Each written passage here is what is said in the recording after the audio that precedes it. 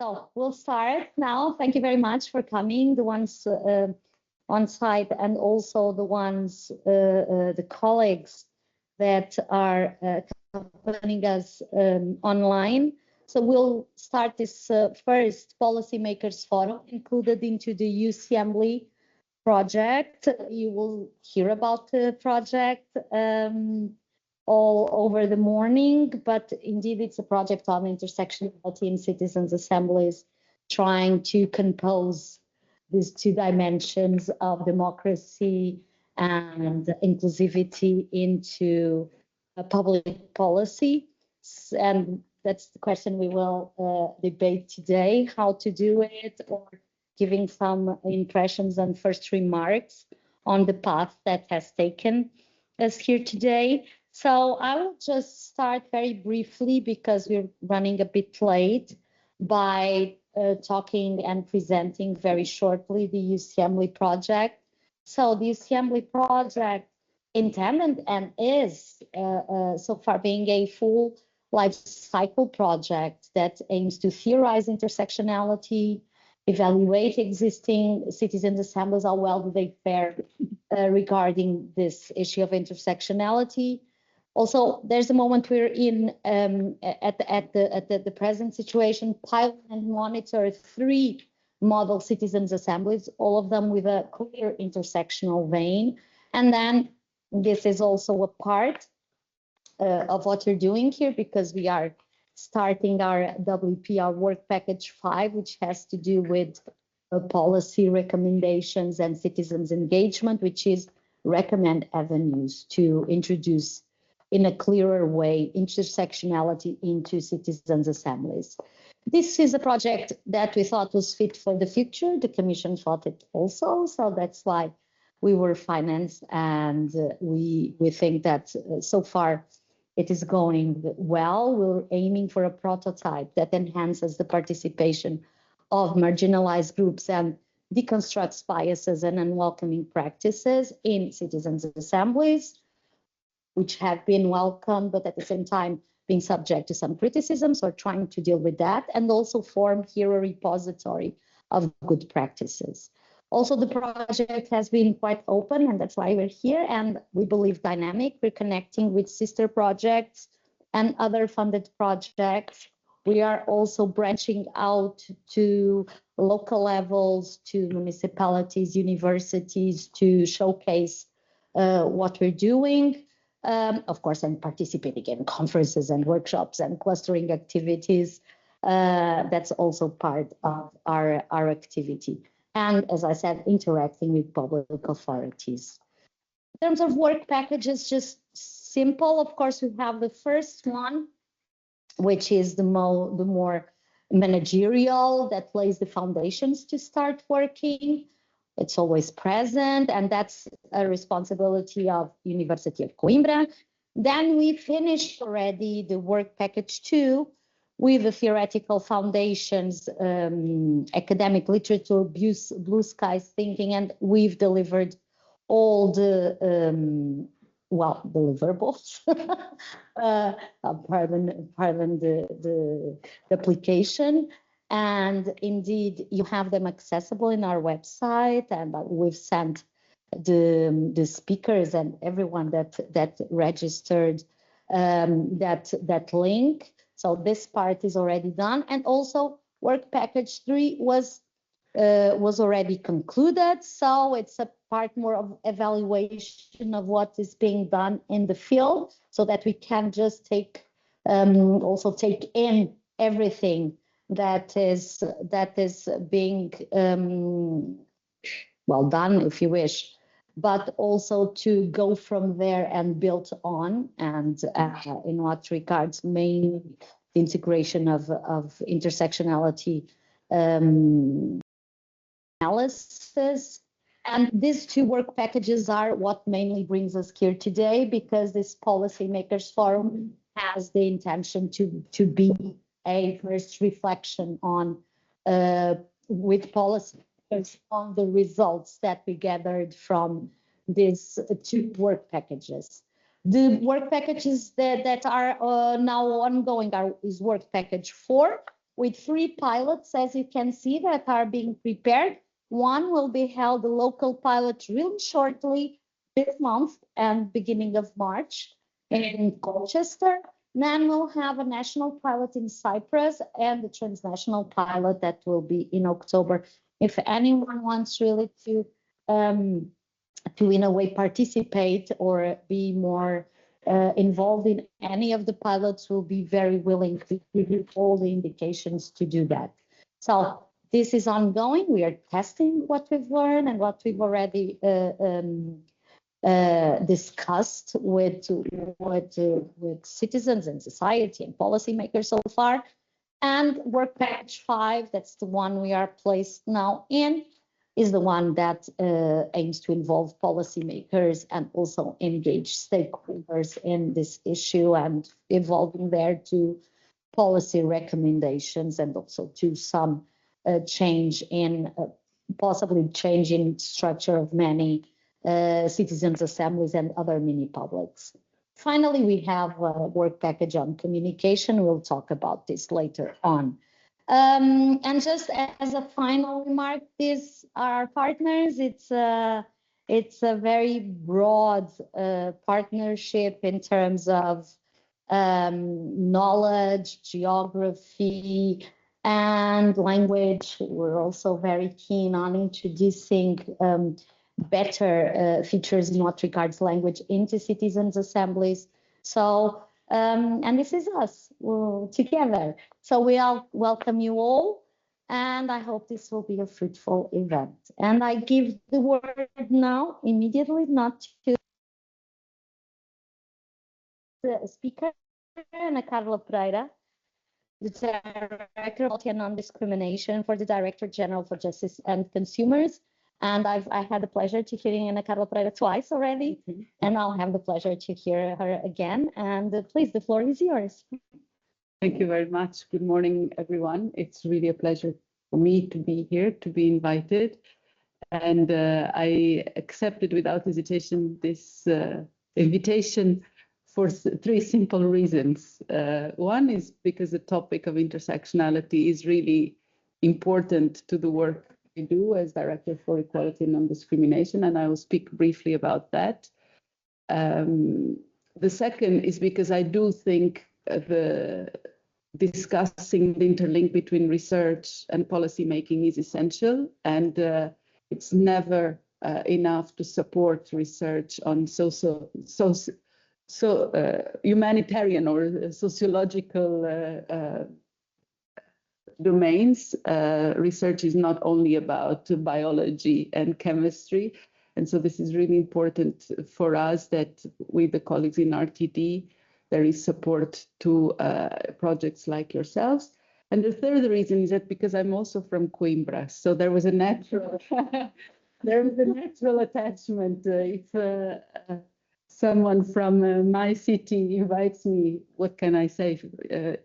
But yes. But yes, exactly. So this is really a pleasure for me. And when looking at the policy brief from project and looking further at what the project is about, I find it really, really extremely important to have this conversation of how do we go from analytical concepts to policy making. And I really thought, and I will come to that in a moment, that projects that really allow us to have recommendations on how to move forward in a more operational manner are really valuable and diamonds. So it's important that we cherish them.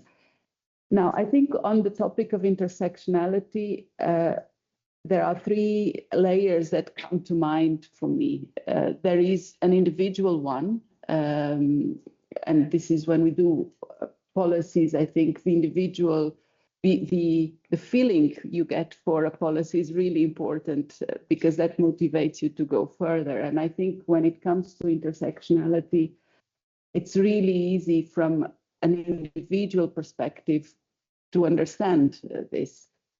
I, a cis woman, white, in a rather privileged economic situation. If I think back of my past, I realized that I've been in a circumstance that was determining the choices I made and the path I took.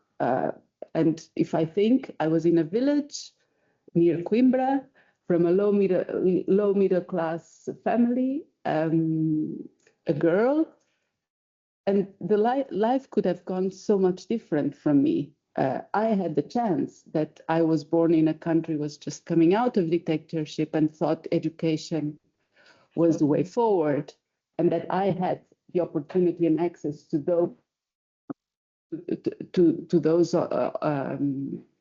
those services, to education policies, and I had parents that really believed in that. So everything was about social mobility through education in my family. But I'm completely aware that if I was Black in my own country, I would probably not have any at all those chances.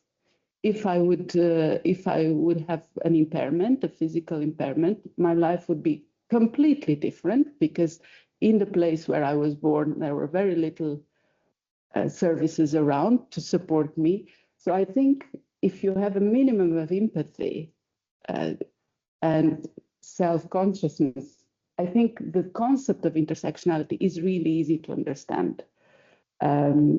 Today, I know I sit in privilege because I know that there are many people that were born in the same year in different places, different circumstances, and didn't have the chances I had. And that's why I think having this individual and empathetic perspective on policy is really important to take you through. And I do think intersectionality is not something that is far remote from people. People can understand it. And I think this is a very important first step. The second step is, of course, the conceptual one. What do we mean by intersectionality? How does it fit in the broader concept of societal definitions? How do we understand intersectionality in the broader sphere? And of course, projects like yours are really important for that work, because they allow them to have common language, common understanding, common approach to what do we mean by intersectionality. I do think this is a more complicated part, while I think the individual element, if you really look into yourself, you can understand it. Having a common understanding of what is intersectionality is not so easy. I have been in some events where I thought I understood what intersectionality is, and then some people just completely deconstruct my thought of it. So I do think it's a rather difficult concept, because, and this is what I want to bring as the first element on substance, when we discuss intersectionality and thinking of the root of where the term comes from, that is in the 80s, as you rightly explained, that Kimberly Crenshaw tried to make a link between gender and race. For me, as I started to look into intersectionality, I have thought, okay, you have different dimensions of a person's life, and when they intersect, there can be new layers of discrimination that put you in more at disadvantage. That thought was disconstructed. I was told this is not exactly what intersectionality is about. So I'm still learning on what we mean by intersectional on that conceptual level. And then, of course, there is the policy level. What do we do with it? What are we capable of delivering in terms of policies that reflect those concepts and the objectives that may underline behind the concept? And here, this is where things in my function become really complicated, because how do you go from a concept that the majority of us is trying to understand to concrete policy measures that address marginalization and discrimination that can be the result of intersectionality. Now, I think, and I will give a few elements of how the Commission and how the EU has moved in this area in terms of policy documents, but I think this conversation merits to be placed in the current context, and because you are discussing also about democracy panels, which is not an area that I work specifically, but because you're doing this, I think there are two elements that when we discuss equality, policies are really important in today's world.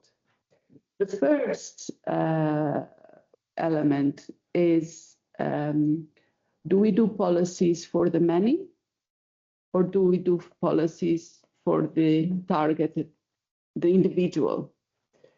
And why am I saying this? In the current political context, where clearly the big political priorities are not equality, and I need to say this, if you look at the different political priorities of the EU and of the member states, you will hear about competitiveness, you will hear about defense, you will about security. We as Europeans value equality, value non-discrimination, but we cannot say that currently this is a political priority. And so to be able to have space in that landscape, do I pitch for a policy that works for the many, or do I pitch for a policy that is targeted? I think, this is a real question, because it is clear that if you have an argument that speaks to the many, it will be easier to have a seat at the table in the policy discussions. But of course, there is a sort of a contradiction with the concept of intersectionality, because I need to simplify to be able, I need to be able to simplify in order to reach the big numbers. If I speak about women, and there are 10 million more women than men in the EU. So if I speak about the majority of the population, but that is still discriminated, I have a big share of the population, and I can draw attention from a public to say, we need to focus, for example, on access of women to the labor market, because this is a factor of competitiveness. Look at the numbers. If I say, I look at the women with impairments, with disability, my numbers shrink radically. They don't shrink as much as people think, because there are many, many people with disabilities in Europe, but they will shrink. If I talk about what can I do for a woman with disability that is of color, then I have lost my entire audience.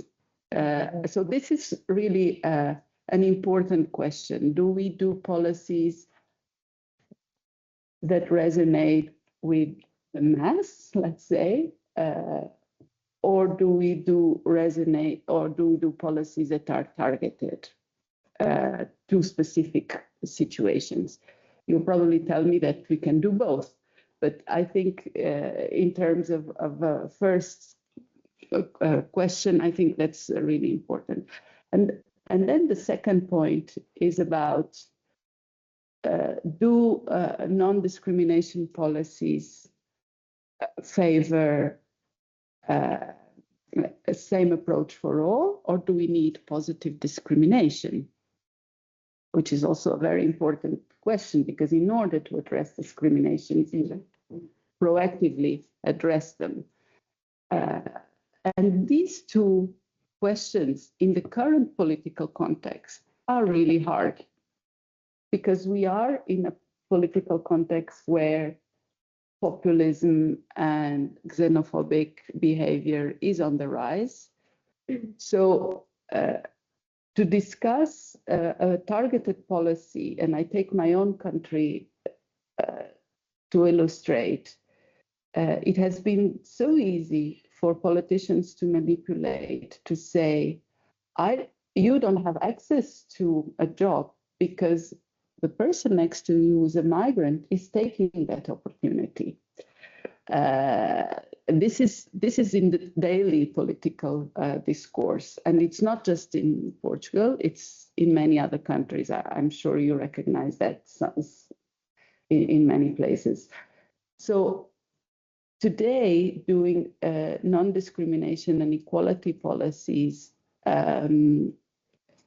leads to that kind of questions. Do you put forward a positive, do you put an approach that is about positive discrimination, knowing that there will be many layers of discussion that will try to dilute that approach? Do you stick to target, to do policies that target specific groups because you know they are particularly victims of discrimination because of their different levels of different factors that permeate in their life? That also takes a lot of discussion. And so this is why conversations like this are so important, because it is really necessary to find tools, policy measures that address the issue, but allow us to navigate in this political context. Is not so easy. And so I have looked carefully at the recommendations of this project, because I thought, well, what will I take from this project to me? What is in it for me? And I just take the three first recommendations, and I already those three, which are more general than what comes after, created all sorts of thinking, because when we discuss intersectionality at the EU level, we have, in the last mandate of the college, acknowledged much more the concept in our policy documents. You will see that, for example, the last gender equality strategy refers to intersectionality. You will see that in the recent LGBTIQ plus strategy, we refer to intersectionality. We have just adopted an anti-racism strategy in the beginning of January that also reflects and acknowledges intersectionality. But I am totally aware that there is a need to go further and to specify how exactly do we address intersectionality. It's not enough to say, have an intersectional approach. So what do we do about it? In parallel to those policy documents, we also had legal documents. And I think this is where things get more tangible and more interesting, because in the recent directives that the Commission put forward and have been adopted, the notion of intersectionality is present as a legal concept. We have that, for example, in the Violence Against Women and Girls Directive. There is a real definition, an acknowledgement that you can be victim of violence due to different layers of discrimination. We also have it in the Pay Transparency Directive. The shortcoming of those extremely important steps, but still there is still space to move forward. The shortcoming is, of course, that the notion of intersectionality in those documents is in relation to the scope of the directives. And so I would say we don't have yet a definition of intersectionality that is commonly understood and used across policy documents and legal documents. I think we have done remarkable progress in introducing the concept and introducing the preoccupation that it's not enough just to look at one dimension of a person's life, but we are not there yet to say this is the EU definition on intersectionality. And so define intersectionality as your first recommendation is extremely valuable. Of course, the question is, how do we make sure that when we define intersectionality, it goes from a conceptual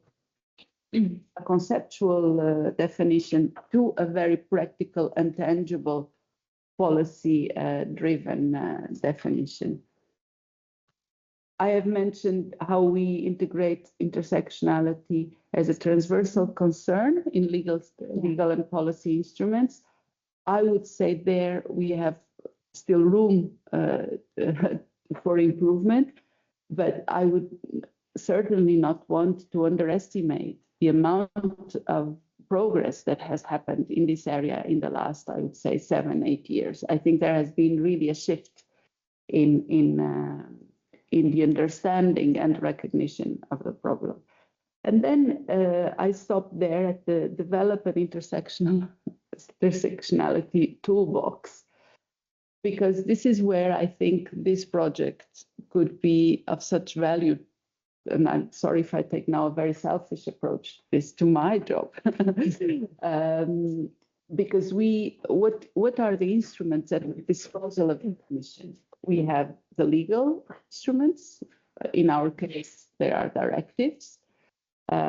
We have money. That's not a coincidence that the multi-annual financial framework and the way we use EU funds is always the most difficult political discussion in the EU every 7 years, and we are just in the middle of that. So that is also an important instrument. And then we have all those instruments of policy dialogue with the different stakeholders, whether it's through mutual learning exchanges, whether it's working groups. So there is a variety of things we can do with our stakeholders to multiply the conversation and make it more tangible. I would say that while we have managed to use the first instrument, the policy and the legal aspect a bit in the last 7 years, as I've mentioned, and as we are certainly able to discuss intersectionality in our fora with the representatives of the member states, with the NGOs, etc., we have not talked about it when it comes to money. This remains an area that is not addressed, and money has as much leverage as the law, even if not more. So this is a thought I want to put at the table. So what I want to conclude by saying that I really would very much welcome that the toolbox that you started to design, if there is a next step or a different phase or a different project, goes more into that, because it could really then allow us to be more specific on what policy measures and what policy instruments can really be designed to address the intersectionality at the level of policy making.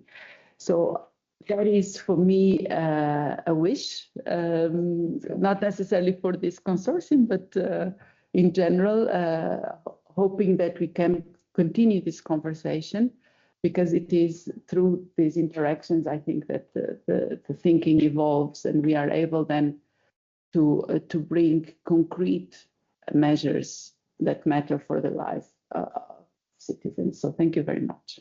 Thank you.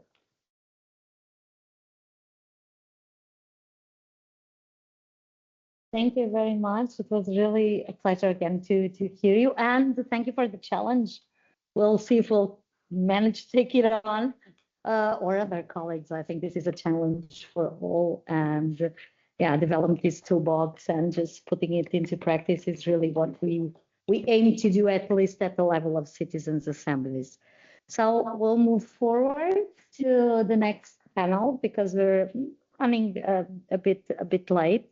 We'll start the roundtable, engaging with intersectionality in public policy and legislation. So the idea of this first roundtable was a bit to debate the concept and also its possible applications. And we will start, I didn't ask, but I will ask now, because Juliane Neiiendam should leave around 11. So I will do maybe some changes here. We will have the first two presentations also from New Zealand. It's very late at night. We have our two colleagues, Lara and Ritu from New Zealand with us, and it will be really past bedtime. It's already past bedtime in New Zealand. So we will start maybe with Ritu and then Lara for the first presentation. So they were the responsible group for WP2. And then maybe changing things a little bit so that we can accommodate everyone. Maybe Juliane, you could go third, okay? So that you're free to go when necessary, only when necessary, not before. No, I'm joking.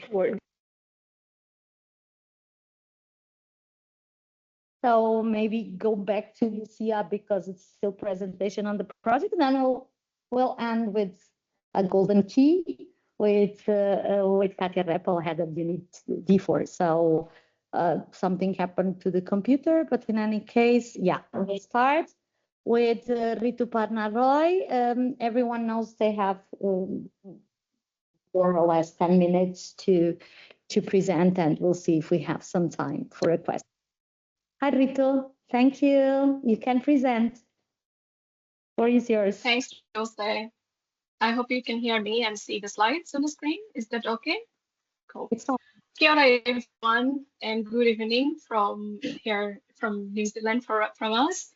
As Dulce already mentioned, it's really late for us. So I'll try to match up the energy in the room, like competing with the morning energy in Brussels. So yeah, I feel like I can totally skip the first slide of my presentation after listening to the first keynote, Ana Carla, because I think a lot of what I was thinking of talking about has already been mentioned by her, but I'm just gonna do a little bit of rehashing and introduce more of like a conceptual understanding of intersectionality.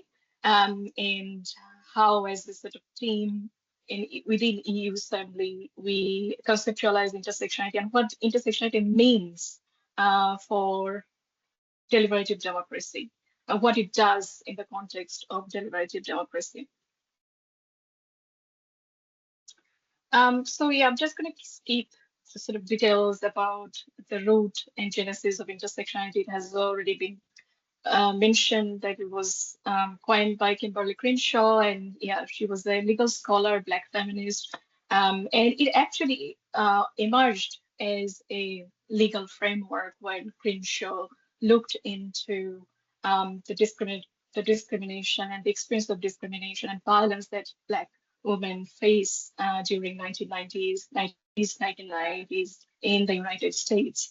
And yeah, I think it's more like a blind spot that she thought in the legal system. So the legal system was unable to capture and fully comprehend the complexity and the uniqueness of the experience of discrimination in employment or workplace, or the kind of violence that Black women used to experience at that point of time.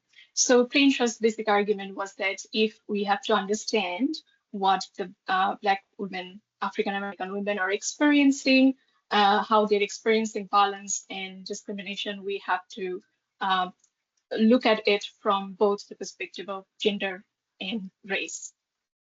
So in a nutshell, intersectionality offers us a critical framework which kind of recognize that as individual, we hold multiple identities. And these identities, we hold these identities simultaneously, and they intersect, they overlap with each other to create unique and complex experiences of discrimination as well as privilege, the kind of privilege that Anna was talking about earlier. So as an individual, our experiences of both privilege and discriminations are shaped by the intersection of different identities that we possess. However, intersectionality moves beyond the notion of identities, individual identities. It invites us to think of in both discrimination and privilege within the sort of matrix or system of operations.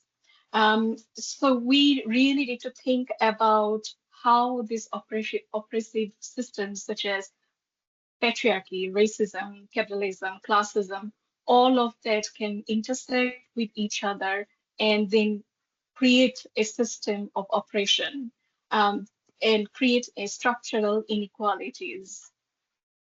I'm just gonna skip that policy bit. What does it mean by intersectionality within the sort of policy landscape? Because I think Anna has already talked about that.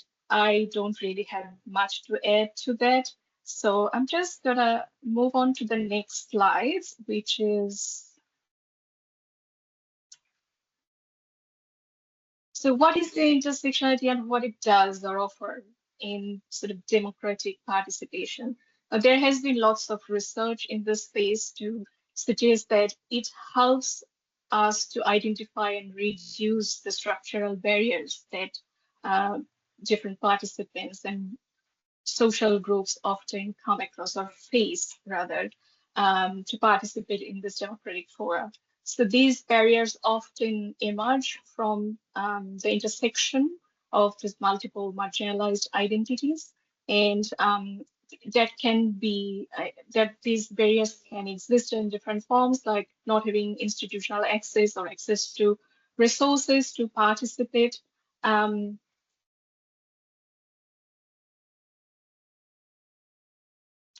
if we move a little more, if we look a little more specific to what intersectionality does to deliberative democracy, I think it offers us a critical and transformative framework, a framework that pushes us to challenge the conventional ways of thinking of public deliberation or conventional models of designing, organizing, and delivering public deliberation. It pushes us to shift from one size fits all and then kind of moving away from that top-down model to more of a ground-up or co-designing model. It also invites us to look into inclusion beyond nominal representation. So in this case, for instance, if we bring a Black queer woman with disabilities to participate in a citizen assembly or any other deliberative fora, the question that rises from that is this participant going to represent all these four groups? Like, is the participant going to represent the Black community, the queer community, the community of disabled people or not? It also raises this question for us that if the participation position to articulate and represent the interest of all these four groups or not.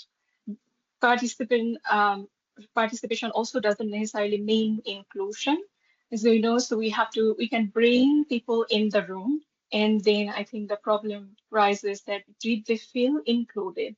Did they feel they were heard? Did they feel that they were able to communicate their ideas and the discourses or share their knowledge? Or did they feel that that was valued or recognized within that fora that they are participating? So all these questions rises from our kind of intersectionality help us to raise or understand when we bring intersectionality into the context of deliberative democracy. I am going to stop here because I think my next speaker and my colleague Lara Greaves is going to talk about how we then operationalized intersectionality within for deliberative democracy and citizens assembly in different models. So thank you.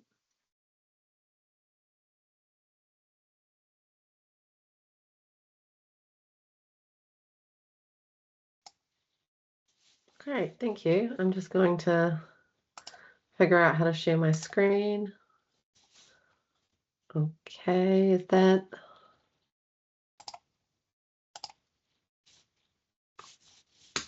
Okay, so you have the slides. Okay, let me just, yeah, okay, I figured it out. It took me a moment. How many years have we been doing this for and still don't quite get it? Okay, thank you. And people can see those? We're good to go? Yep, we can see some very little people. And unfortunately, Ritu, I've got you giant on the screen, so I'll be watching you. Hi, everyone. My name is Lara Greaves. I'm an associate professor at Victoria University of Wellington. If you know New Zealand, it's that bottom part of the North Island. And yes, it is 10 p.m. here. And unfortunately, I've been off for the week sick, so I'm just returning to work now. But you know, it's been super fun and super interesting to think about intersectionality in citizens' assemblies. I've learned so much along the way, really trying to put some of these theories into practice. I'm from a political science background. I'm also Māori, so like Indigenous to New Zealand, and do a lot of like research around including Indigenous peoples in democracy, and in kind of data policy in New Zealand and now increasingly globally. So it's been fun to kind of do something a bit different with citizens' assemblies. So our task, it feels like forever ago, but only a year or two ago, was to start to theorize what could an intersectional citizens assembly, or like a model or a prototype or an assembly informed by intersectionality look like in practice.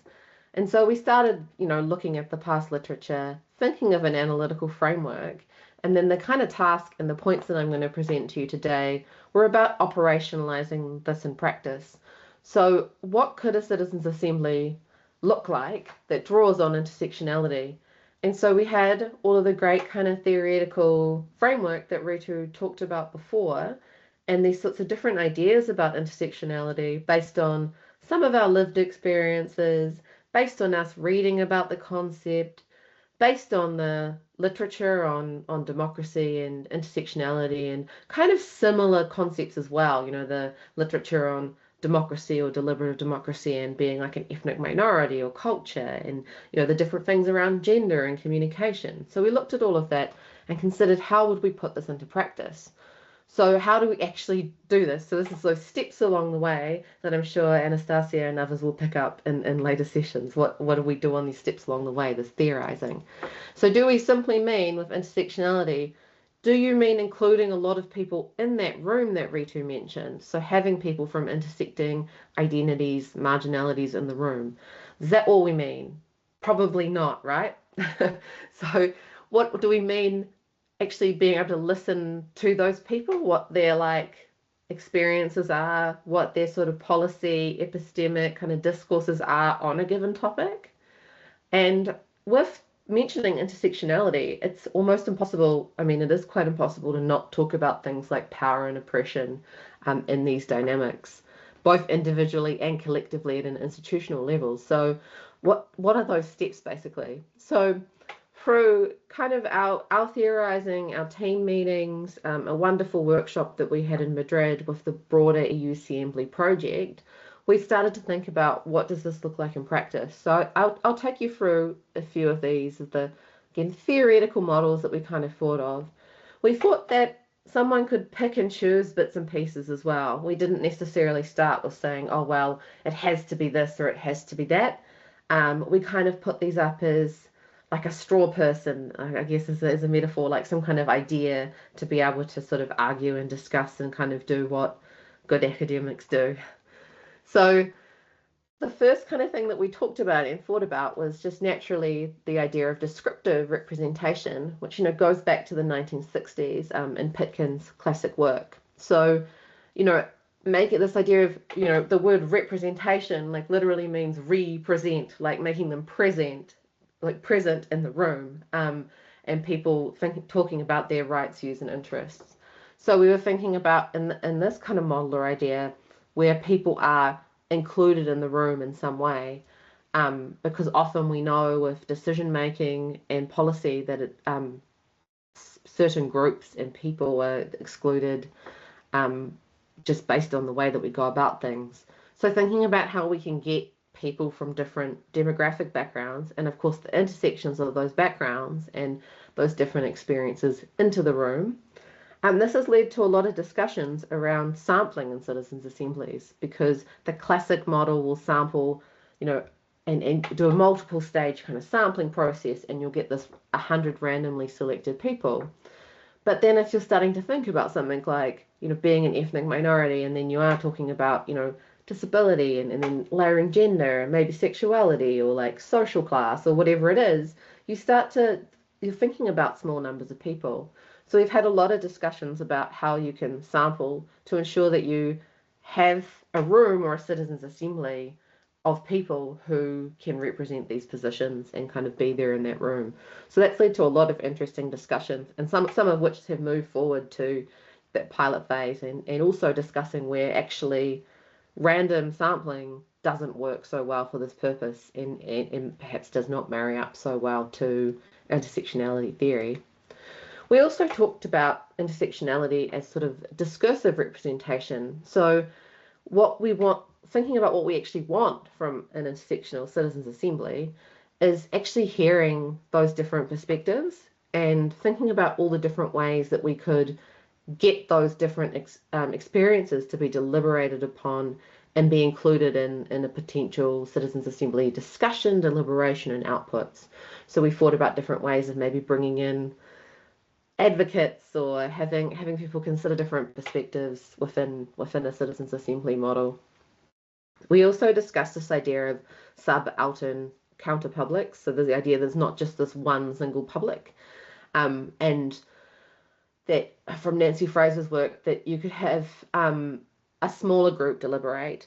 And this is interesting for intersectionality, because if you say, hey, we want to have a caucus or a smaller group of, say, women, or we want to have a smaller group of migrants, where do people with intersectional overlapping characteristics, where would they necessarily go and into some kind of enclave deliberation? So thinking about how you would organize some kind of smaller group deliberation, because we know from the literature that it's quite hard for people who are in a minoritized or marginalized identity space to be able to put their hand up in a room of 100 people and advocate for their position. So thinking of ways that those discourses, those ideologies can, those people discussing those can work together to think about, what the perspective is without having sort of the dominant narratives kind of get in there and kind of suppress these sorts of ideas and positions and discourses. We also looked at the power sharing literature, because there's this great body of literature on power and deliberative democracy by Nicole Curato and others in terms of the global citizens' assemblies that's seek these huge kind of transnational citizens' assemblies that sample from all sorts of different countries, including the global south. So there's been some great pieces of literature in that work. So we considered, how you would perhaps bring in intersectionality in terms of the governance and the control of the citizens' assembly, starting to think about how it's kind of the decisions that the leadership makes. How do you create a model that would mean that everyday people from intersectional perspectives would be able to influence that or shape the process in some way. We also discussed agonistic pluralism, the kind of theory from Chantal Mouffe and others, talking about ways that you can create conflict and dissenting voices to make sure that you draw out those different arguments. Because again, if what we're actually seeking is different opinions and different views, some of that theoretical tradition was quite useful to think about and talk about. And then finally, we talked a lot about building commonality, so building shared ideas, shared identities in humanity. So like thinking about Aotearoa New Zealand, one thing that we have within Māori culture is like a pōwhiri, or like a traditional welcoming ceremony to a lot of the things that we do. And the purpose of that within the culture is to say what we have in common. And I think a lot of cultures have similar types of processes or ceremonies where, you know, people consider what are we here to do, and how do we know one another, and what's our shared responsibility in humanity. And in past citizens assembly groups have been asked to think about what their values are. They might share a meal as well, and have more of those informal bonding experiences where, like, you can have those arguments or those discussions. You can dissent, but still be able to have a cup of tea, or, you know, something like that afterwards, and still be able to get on. So those are the broad sort of models that we explored. It seems like a very long time ago now in this project, and just different ways to start to think of how can you start to operationalize intersectionality into citizens' assemblies. So I will leave that there and stop screen sharing. And yes, it's been an enjoyable process to try to get to grips with. Thank you, Lara. Really interesting. Well, we know it from the project, and as we will see, all of this knowledge is being embedded into WP4 and also the pilots that are being prepared and will be held shortly. So I will give the floor to Juliane, Vice President of the Permanent Group of Equality of the European Economic and Social Committee, so also has a big role in these issues and has doing it really well. So it's a pleasure to have you here, and I'll give you the floor to reflect on this, on the concept, on some of its virtualities. Thank you. Thank you very much, and thank you for inviting me, first of all, and also thank on the political. Do I have to press something? No, it's fine. Okay. Put intersectionality on the political agenda. It's a very important issue. For those of you who don't know it, the ESC, the European Economic and Social Committee, we're an advisory body towards the Commission and the Parliament, and we represent organized civil society. So you can say we're the bridge between actual lived experiences and the policies that the EU are building to better the EU, hopefully. First of all, let me start with a very simple observation that we have done in our work. Policies fail not because we lack good intentions, but because we underestimate how exclusion works in real life. Intersectionality is not just an abstract concept, it's a practical test. It's a test of whether or not policies reach the people they're intended to reach, especially those who are the furthest from power. And at a time we're living in today, where equality, democracy, and fundamental rights are increasingly contested, engaging seriously with intersectionality is not a luxury, it's a condition for policy effectiveness, social cohesion, and democratic legitimacy. You mentioned earlier that equality is not a top priority. I would say it's a requirement to meet the political priorities. We have a declining workforce in the EU, which makes it imperative that we include everyone. We need to use all of our citizens. We cannot have the luxury of only using the mainstream. We need to make sure everybody is included. I made some not on heart, so okay, so the EU, as we heard, are already including, thankfully, intersectionality in different policies, like the equality policy and the LGBTQ+ new new strategy for 26 to 30. However, from our perspective, from the EC's perspective, the picture is mixed because intersectionality is often recognized theoretically, but applied selectively and implemented completely inconsistently. We have a way to go. Often it remains a footnote rather than a guiding principle, shaping how policies are designed, funded, implemented, and evaluated. This gap between language and lived reality is something you see very clearly when engaging with civil society, social partners, and people directly affected by discrimination. We work on different opinions, and we'll take some highlights from two of them I've been personally involved in as a rapporteur. One of them is reducing barriers to inclusive entrepreneurship. Again, competitiveness. We need more entrepreneurs in Europe. This opinion showed that entrepreneurship policies tend to assume a neutral attitude towards an entrepreneur. That's just like one type of entrepreneur, that's it. But in reality, access to entrepreneurship is shaped by gender, like race and status, disability, social status, sexual orientation, background, and place of residence. Often simultaneously, people are affected by this. For example, women entrepreneurs face unequal access to finance. Even though they're better investment, they have a harder time finding the money. Migrants and racialized people face adversive and credibility burdens. People don't believe them. LGBT entrepreneurs report discrimination in business networks and funding environments. And persons with disabilities face inaccessible support systems. What is clear is that addressing one barrier at a time is not enough. Inclusive entrepreneurship only works when policies are designed to reflect overlapping disadvantages, and when support systems are flexible enough to respond to complex realities. Intersectionality in practice is not a theory, but it's a better economic policy. And that's something we can hang it on.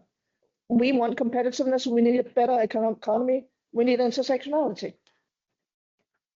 The other opinion that I'm working on as rapporteur currently, which is why I unfortunately have to leave you a little earlier because I have a meeting with the Commission about it, is we're doing a review of the Union of Equality LGBTIQ+ equality strategy right now for 26 to 30. And in here, intersectionality is not optional, it's unavoidable, thankfully. Well, the FRA data shows that discrimination, violence, and exclusion is disproportional, and it affects very seriously trans, non-binary, and intersex people. They have it the worst of everyone. Migrants and asylum seekers, racialized communities, people with disabilities, again, you combine it with LGBT and then a disability, very hard to find a job. Less than half of them are employed. Why? Not because they lack the skills, but because of bias. And then those living in poverty, homelessness, or rural isolation.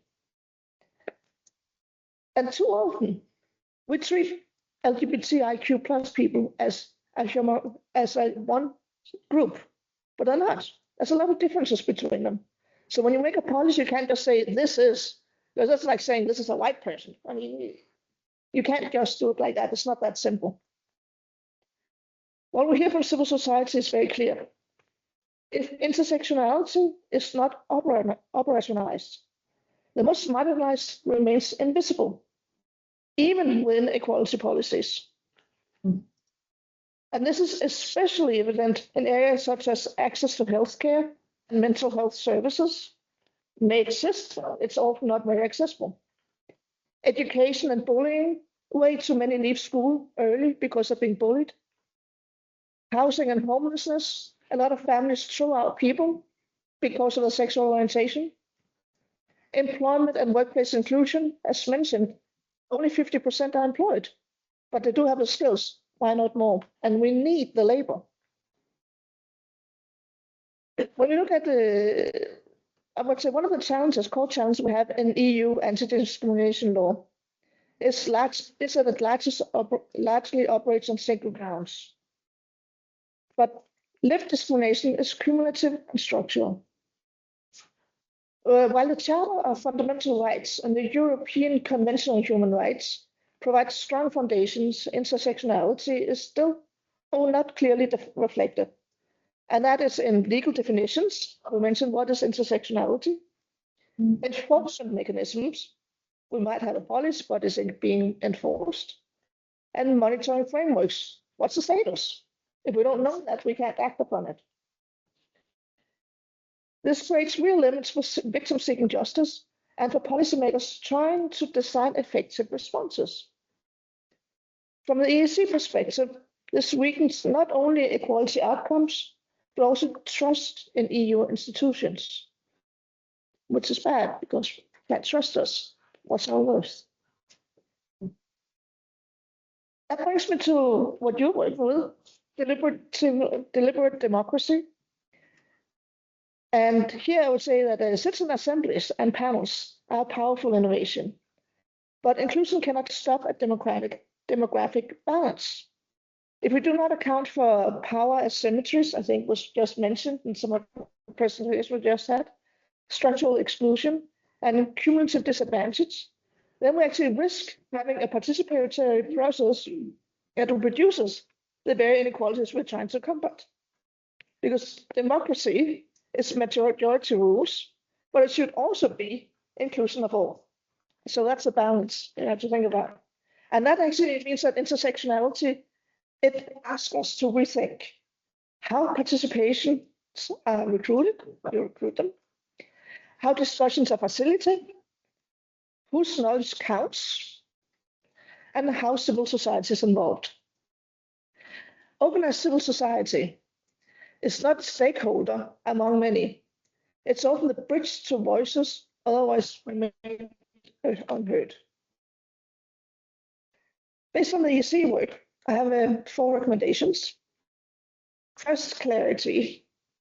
We need a shared operational understanding of intersectionality across EU institutions. We do not have that currently, as mentioned, and that is something we really need to work on. That will make everything easier.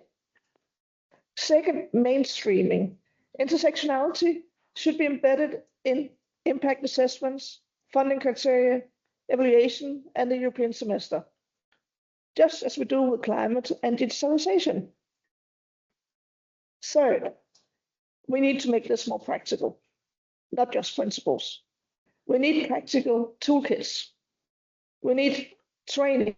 We don't need more complexity. We need more capacity and more tools to actually implement it and get it done. And fourth, accountability. Without data, monitoring, and enforcement, intersectionality is just symbolic. Equality must be linked to implementation and funding decisions. Finally, I would say that intersectionality does not weaken universalism. It strengthens it. It reminds us that equality is not achieved by treating everyone the same, but by ensuring that everyone can actually access their rights.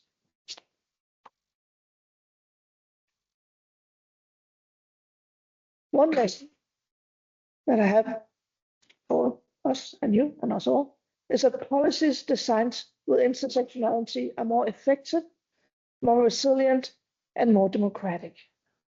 And with that, I'll say thank you. Well, thank you. Thank you, Juliane. And we're glad we moved you a bit up so that you could be this inspiring. Now let's see what Lucia makes of this. I hope she will also be quite inspiring. She's also a break in our project. So Lucia, you can move on.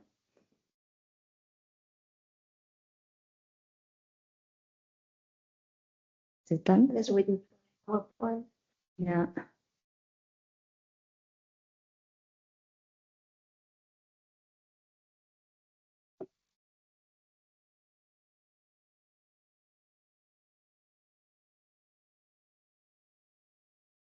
Is there? Ah, there. Yeah.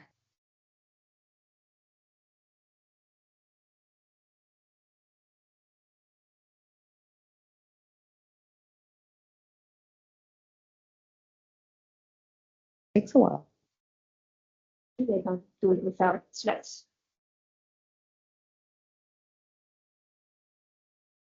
Oh, no, it's done. Okay, so thank you, Dulce. So to close the activities of package 2, we produced the deliverable 2.4. And this deliverable was designed as a standalone output within the project, even though it is informed by the findings from previous deliverables. Its main purpose was to provide independent policy and legal recommendations. Well, enough has already been said in the room about intersectionality in policy by Ana Carla and also by Juliane right now. But I will try to explain what we did within the project. So the deliverable is structured into parts. The first one addresses intersectionality in public policy across the European Union, while the second focuses on intersectionality in deliberative democracy within the European Union. Regarding the second part, we selected a set of well-known but limited European policy documents related to deliberative democracy. And here our aim was to analyze how these documents consider deliberative mechanisms from an intersectional perspective. In total, we analyzed 17 non-binding documents. Back to the first part of the study, which I will focus on these 10 minutes. This one, it examines intersectionality in European legal and public policy. And here we analyze 86 documents from an initial set of 217 documents. Just note that the analysis was completed in December 2024, so any legal or policy documents adopted after that date are not included in either the deliverable or the policy.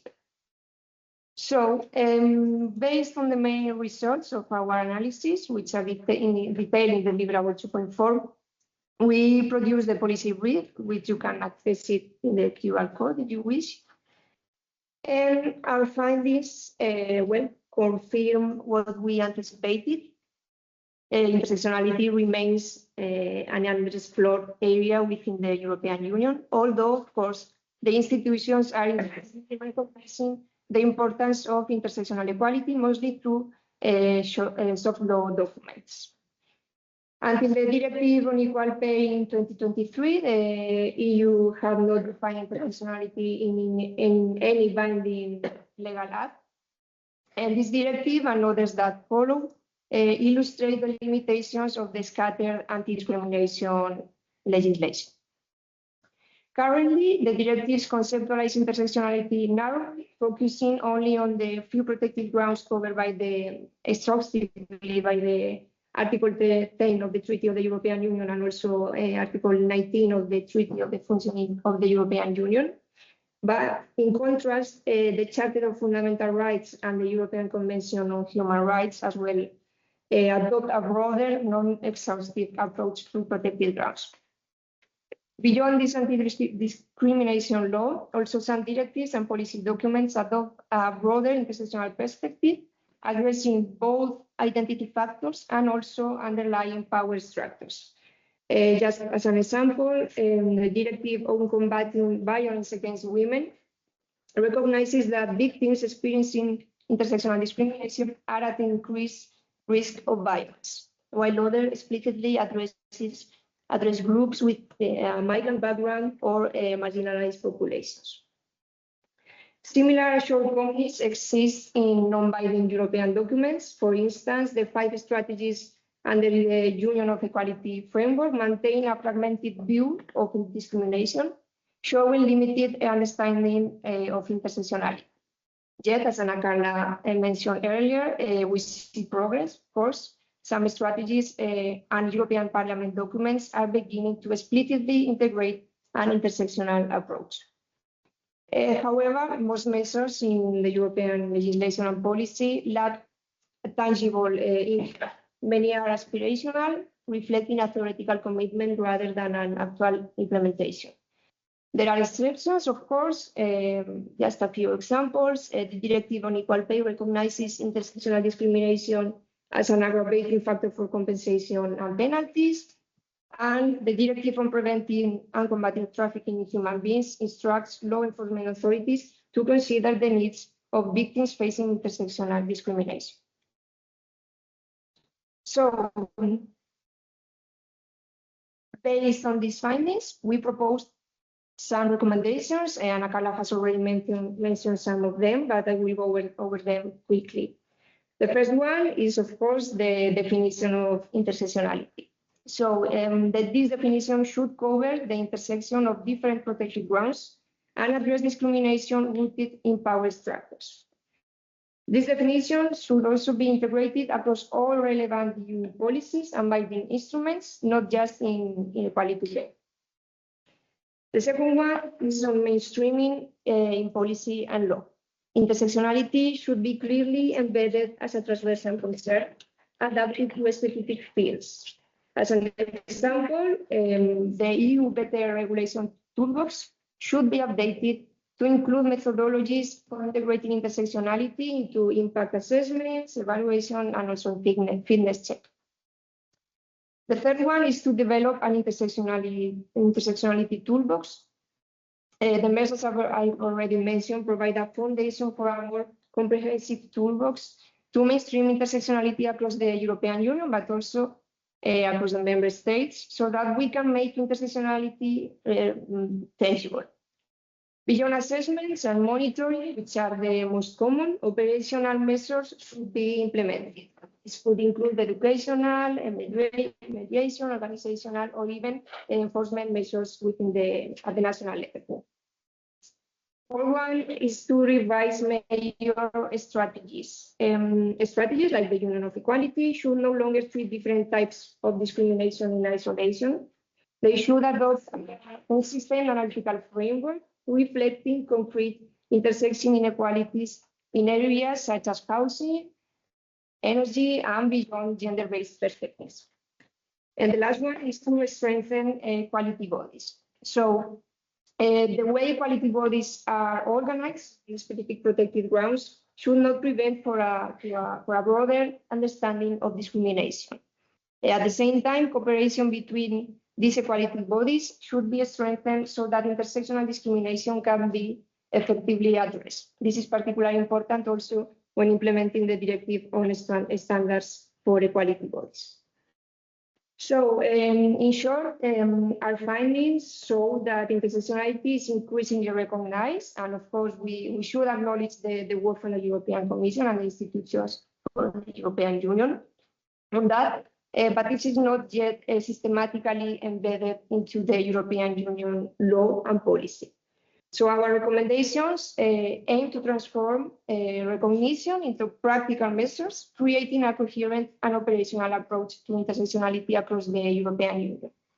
And these recommendations, of course, are only provisional, as we will still consider other project insights to develop them as part of the task within and the work package 5. So that is for my opinion. Thank you, Lucia.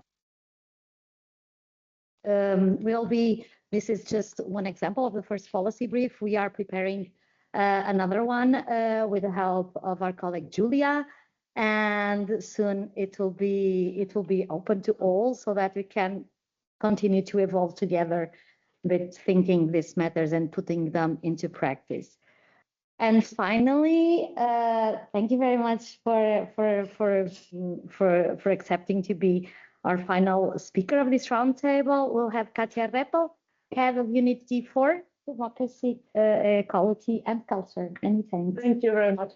Can I ask a technical question? How long can I speak? Because we are behind schedule. I think you can speak for 10 minutes. We're 10 minutes behind, so I think it's doable to shorten the coffee a little bit. Yes. So it's me then for sure. No. Anyway, thank you very much, and pleasure to be here. Very interesting so far. Thanks.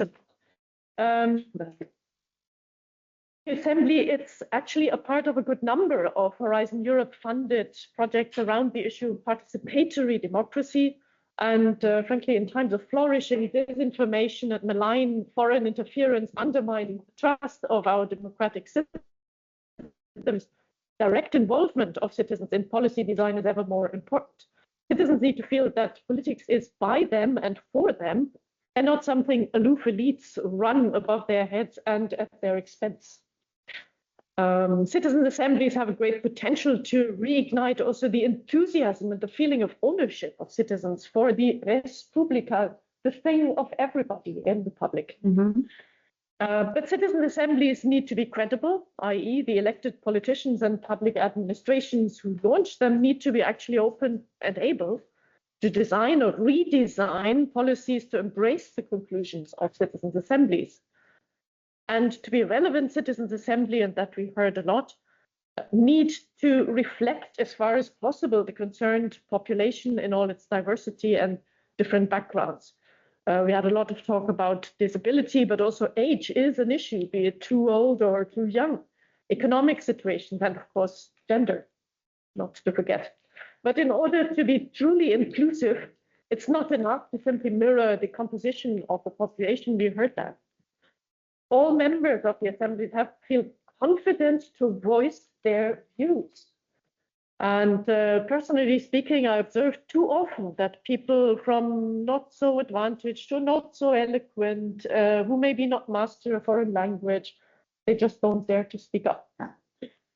So creating an ambience where this happens, this freely speaking up, it's both an art, so you need to have a talent for it, and it's a craft. So there are tools, methodologies, practices, and so on that can be learned. And there, I think really EU-Assembly is doing a great job. Looking forward to seeing the results on the craft side. How do we manage that? So I will not elaborate on the questions of intersectionality. I heard so much more here and today than I actually knew before the event. So thank you very much. I'll delve a little bit more into the situation of intersectionality in practice on the EU side, and there in particular on research policy. So over the recent years, the European Union has developed a comprehensive framework, the Union of Equality. We've heard about that. You looked into the different elements between LGBTIQ strategy, anti-racism, gender equality, disability, and there was even about a year ago a roadmap for women's rights adopted in 2025. And many of these strategies are now about to be renewed, and that really offers the possibility for a good step forward. And I hope to see there also a very clear shift in how the European Union understands inequality. It recognizes inequalities overlap and reinforce each other. We heard that very clearly. And that it cannot be addressed effectively if you see these different disabilities in isolation. I can only very much concur what you said at the end. Even equality bodies should talk to each other. So it's not the disability lobby versus, in the worst case, whatever, LGBTIQ lobby versus women's lobby or something like that. It's a really, really important element that you mentioned in that. Now, to get a little bit to the research policy, which we are designing in DG Research and Innovation, where I have the pleasure to work. And a lot of it happens with what we call European research area policy agendas. We call that the ERA policy agendas. For instance, the one in 2021 included gender equality as a structural priority. In Horizon 2020, which started around the same time, gender equality became a cross-cutting issue, and from 2020 onwards, the ERA policy agenda and Horizon Europe go beyond gender equality and explicitly acknowledge the inclusiveness and intersectionality as core principles. In the current Horizon Europe regulation, the intersectionality is institutionalized through 3 core elements, and I'm happy to note that some of them were also mentioned, such as the mainstreaming. So really bring it into the different elements. It's mainly gender mainstreaming, but there are also explicit reference to multiple grounds of inequality beyond gender inequalities. And the third element is the integration of gender dimension in R&I, the research content, to ensure research outcomes reflect the different lived diversity in our European Union. So this moved intersectionality from an aspiration to a binding program logic. The ERA policy agenda also translates the commitments into coordinated action. Between 22 and 24, it explicitly promoted inclusive gender equality, including referring to intersectionality. The current ERA policy agenda, so from 25 to 27, includes inclusive gender equality and embeds intersectionality into long-term governance and monitoring. And I'll come back to the monitoring element in a minute.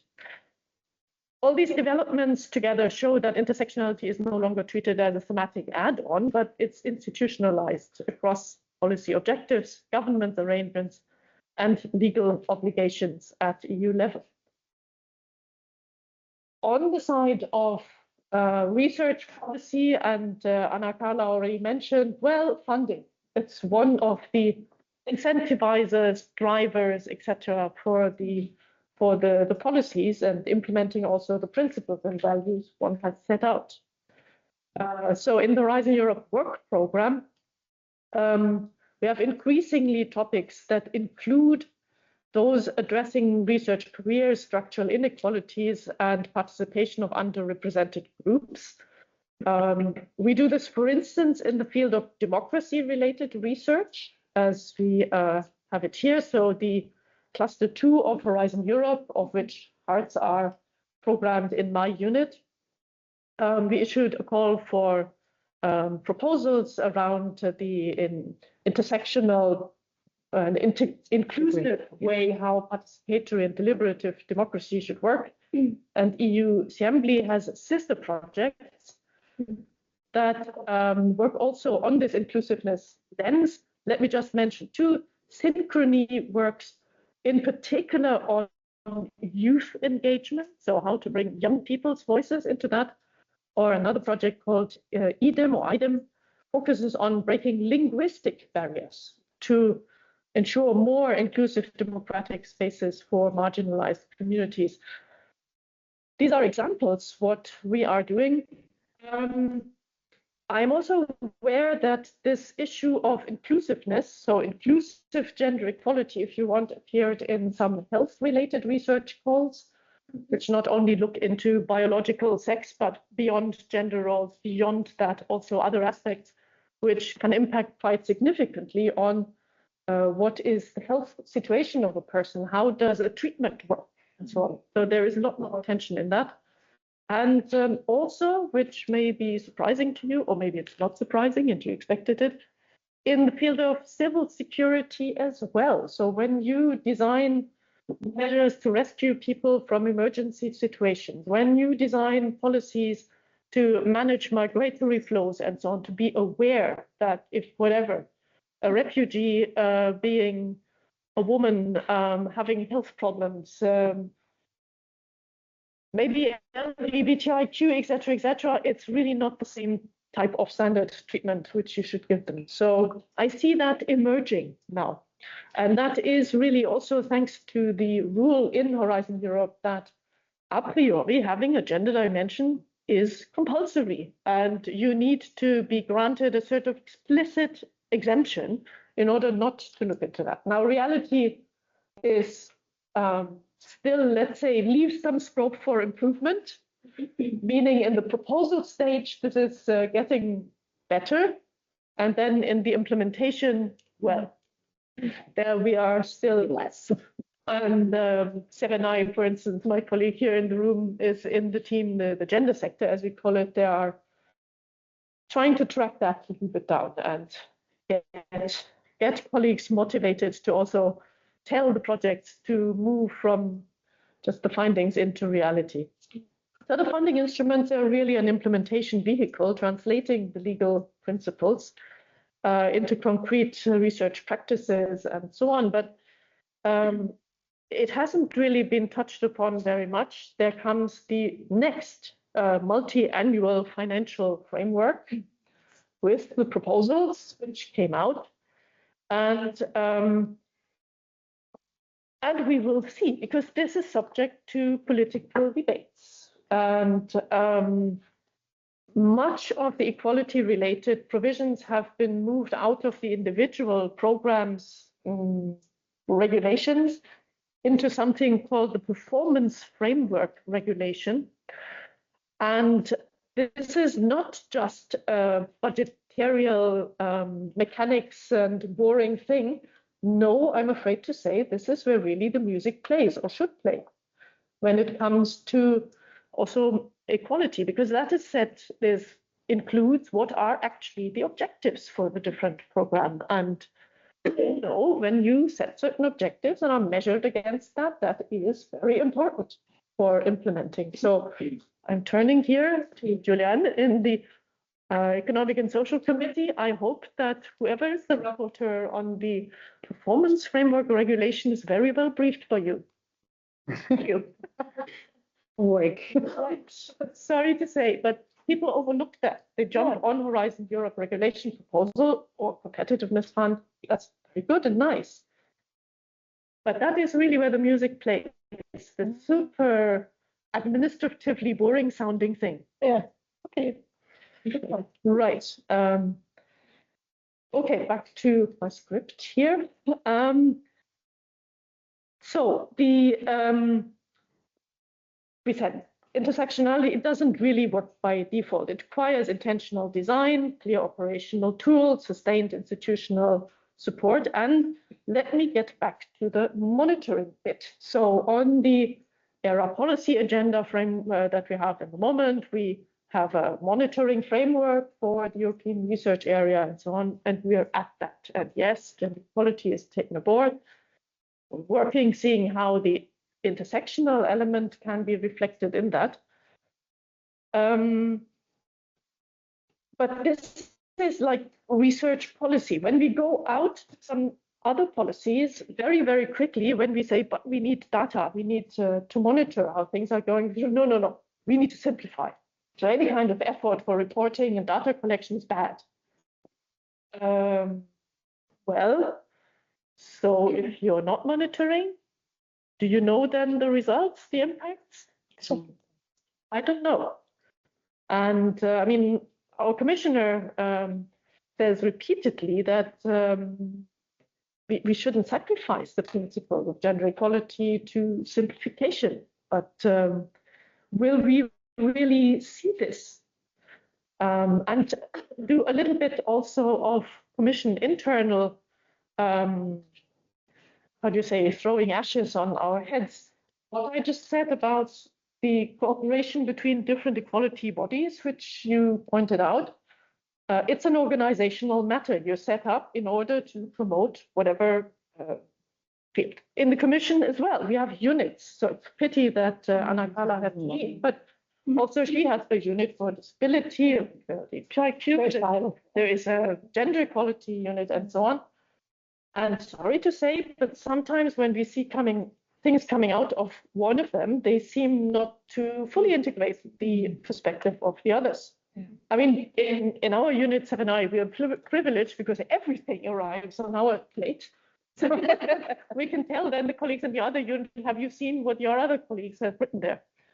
But just to say, it's an organizational structure inside DGRTD with our modest means. We're trying to raise awareness and give trainings to the colleagues to say, okay, so that is what you mean. Okay, now I understand, that makes sense and so on. But it is something which organizational structures create a little bit of silo thinking, and you need to put an effort at that. So also in the Commission, we need to do a bit about that. Right, just to wrap up. So intersectionality needs to become a practical tool for participatory democracy, and that is what we came here for in the first place, and that's why we mentioned why we found these projects. We need a tool that reflects in the deliberation processes, the social complexity, and the outcomes should also reproduce not the existing hierarchies, but be more differentiated. It's not only about who participates, but about how the participation is structured and how knowledge is valued in this. So I'm looking very much forward to the continued work of EU-CIEMBLY in how to translate this in practice, and also how these pilots that you sketched out, the 3 ones, how they're going, because we direly need concrete solutions, innovative solutions for our democracy. Thank you very much. Thank you. Thank you very much. It's a big weight on our back and our colleagues from the sister projects, but we know we have you to count on. Also, your unit, we had really good help from your part and also from Jarko. So we know that we can trust really the policymakers to help us, to guide us in a certain way to do our best and indeed translate these ideas into reality. So we'll do a short break and 10 minutes. So we'll come back. It should be 10:50. Let's come back at 11. Okay, just to do a short coffee break, and we'll resume then in 10. Okay. So, see you. Thank you. Good night. Yeah. Good night. Thank you, everyone. Have a great day. Bye. It's not what, yes, okay, good, sorry.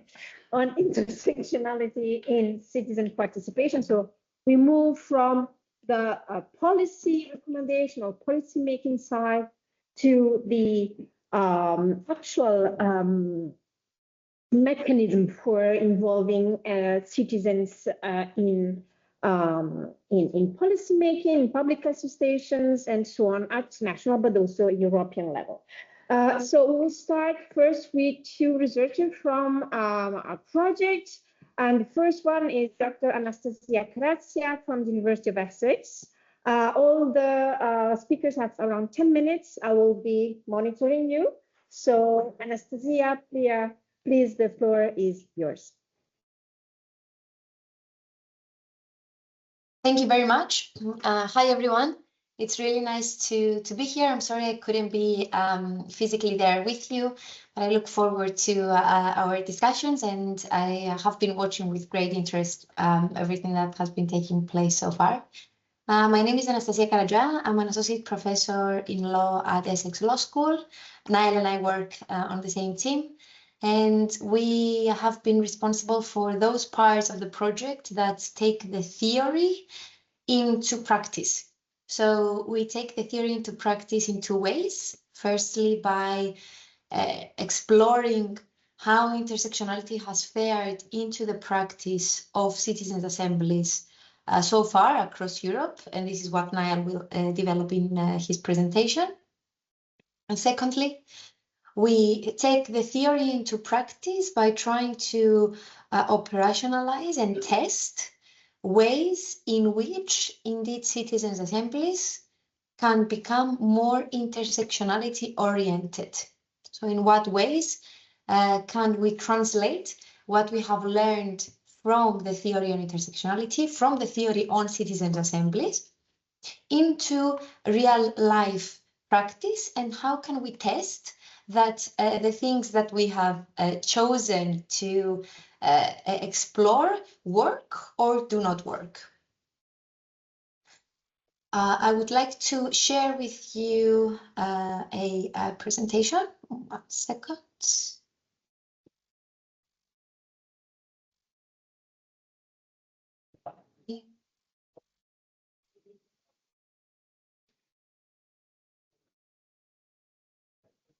Here we are. Can you see this all right? Yeah? Okay, great.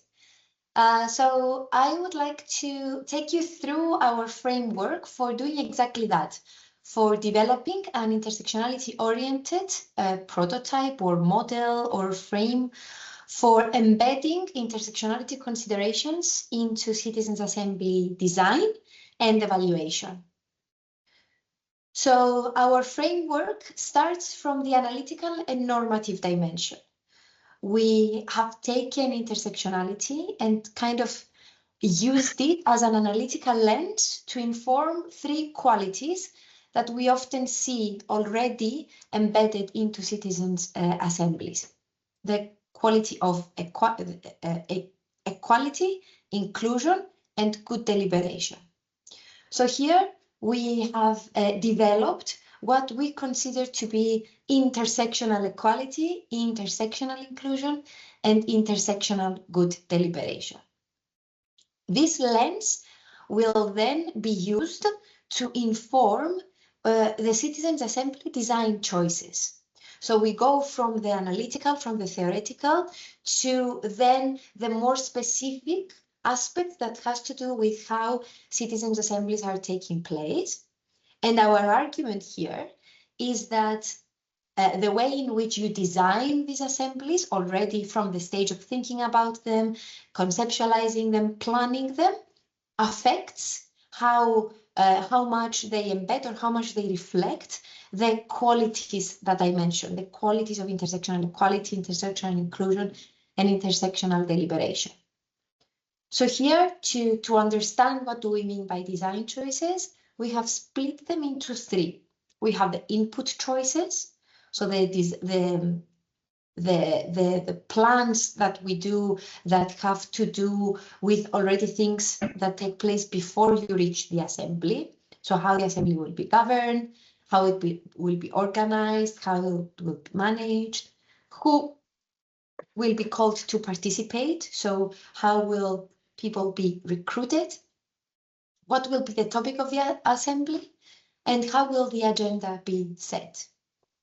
Then we have design choices that have to do with the throughput stage of the assembly. It is what is happening during the event, which experts are presenting, what is the memo that you give to those experts to come and present. How do you ensure that the information is given to citizens, to people, to the participants, in order to allow them to discuss and deliberate with each other and come up with recommendations? Importantly for our projects, a significant design choice at this stage has to do with facilitation. Who facilitates the discussions and how? I will talk about this more in a second, but part of citizens' assemblies is that participants are usually split into groups in order to engage in discussions and in deliberations and to agree on a set of recommendations for the end. Then we have the stage of the output choices.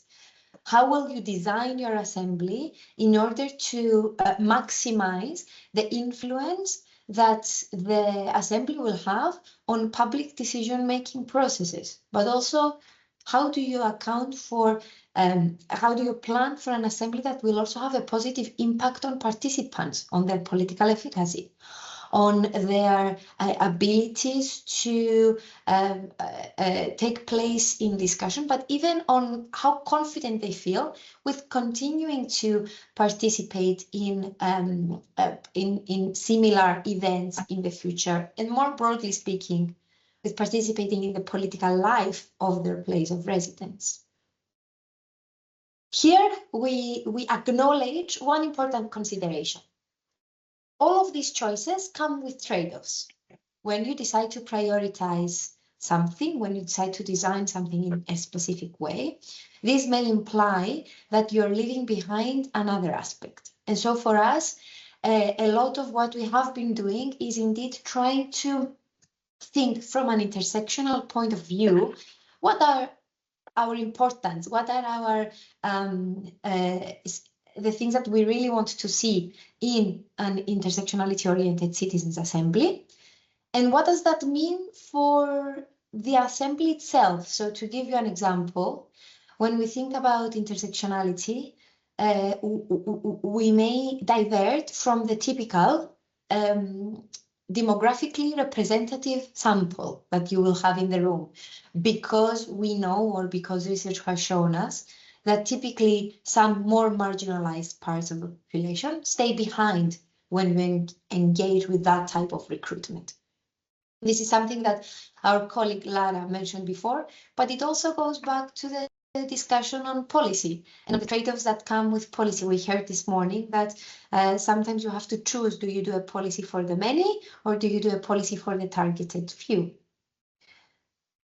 When deciding on these design choices, we as a project have always kept in mind indeed the concept of intersectionality and the guiding principles of intersectionality. We use the models as a third step, the operationalizing dimension. We use the models that Lara and Ritu mentioned earlier, which were developed in Work Package 2 as a more generic, a menu of possibilities, let's say. And we came then in Work Package 3 and considered those models in the context of our pilots. And in order to make choices, macro design choices and micro design choices. So when it comes to macro design choices, it's all those guiding principles, the methodology on designing the pilots that we want to test as well. So it is part of the of our project research design. And when it comes to the micro design choices, it is the aspect of the research that we're working on now, which has to do with exactly what design choices do we make and how do we make them to give effect to our broader idea about incorporating intersectionality in the assembly. And then, of course, once during the pilots, we have evaluation actions that will lead to our recommendations, hopefully to develop an intersectionality-oriented citizens' assembly model. So, as I said, we go from the analytical and normative dimension to then incorporating intersectionality into the pilot citizens' assemblies. And here we have taken inspiration from the theory on citizen assembly, from the literature citizen assembly, and basically tried to merge the normative understanding of intersectionality, existing methodologies on intersectionality, and then the way in which citizen assemblies are taking place right now. So we have come up with a methodology for incorporating intersectionality into our pilots that consists of 4 different elements. The first is being explicit about our normative understanding of intersectionality, about the fact that we see intersectionality as relating to power dynamics, power structures, the opportunities that are given to people in the context in which they live and in which they exist, and not only on a person's specific identity features. The second element is being mindful of our own positionality. This is something that has come across very clearly in the research on intersectionality, and it is something that we want to try and embed into our practice more explicitly than it has been so far. The third is to adopt a context-based approach. So we see marginalization and we see the concept of social groups and social groups of interest in citizens' assemblies in the context in which they exist. So our argument here is that we need to go in and understand in collaboration and in communication with local partners based where the assemblies are taking place, the dynamics, the power structures, and the forms of marginalization that occur and exist in that specific context. And then finally, a guiding principle, if I may say, for our pilots is that we are choosing deliberate interventions that can take forward current practices. It is not our goal to negate everything that has been taking place so far with citizen assemblies. In fact, we have found ourselves a lot of good practices material, so practices that are already taking place in the citizen assemblies that move towards or relate a lot to the context of intersectionality, the concepts of intersectionality that we're working with, even if they may not always be directly named as intersectionality-oriented interventions, and we want to build on those. So in terms of the targeted interventions approach, I'm going to give a very brief overview of the pilot's design. We can discuss this later.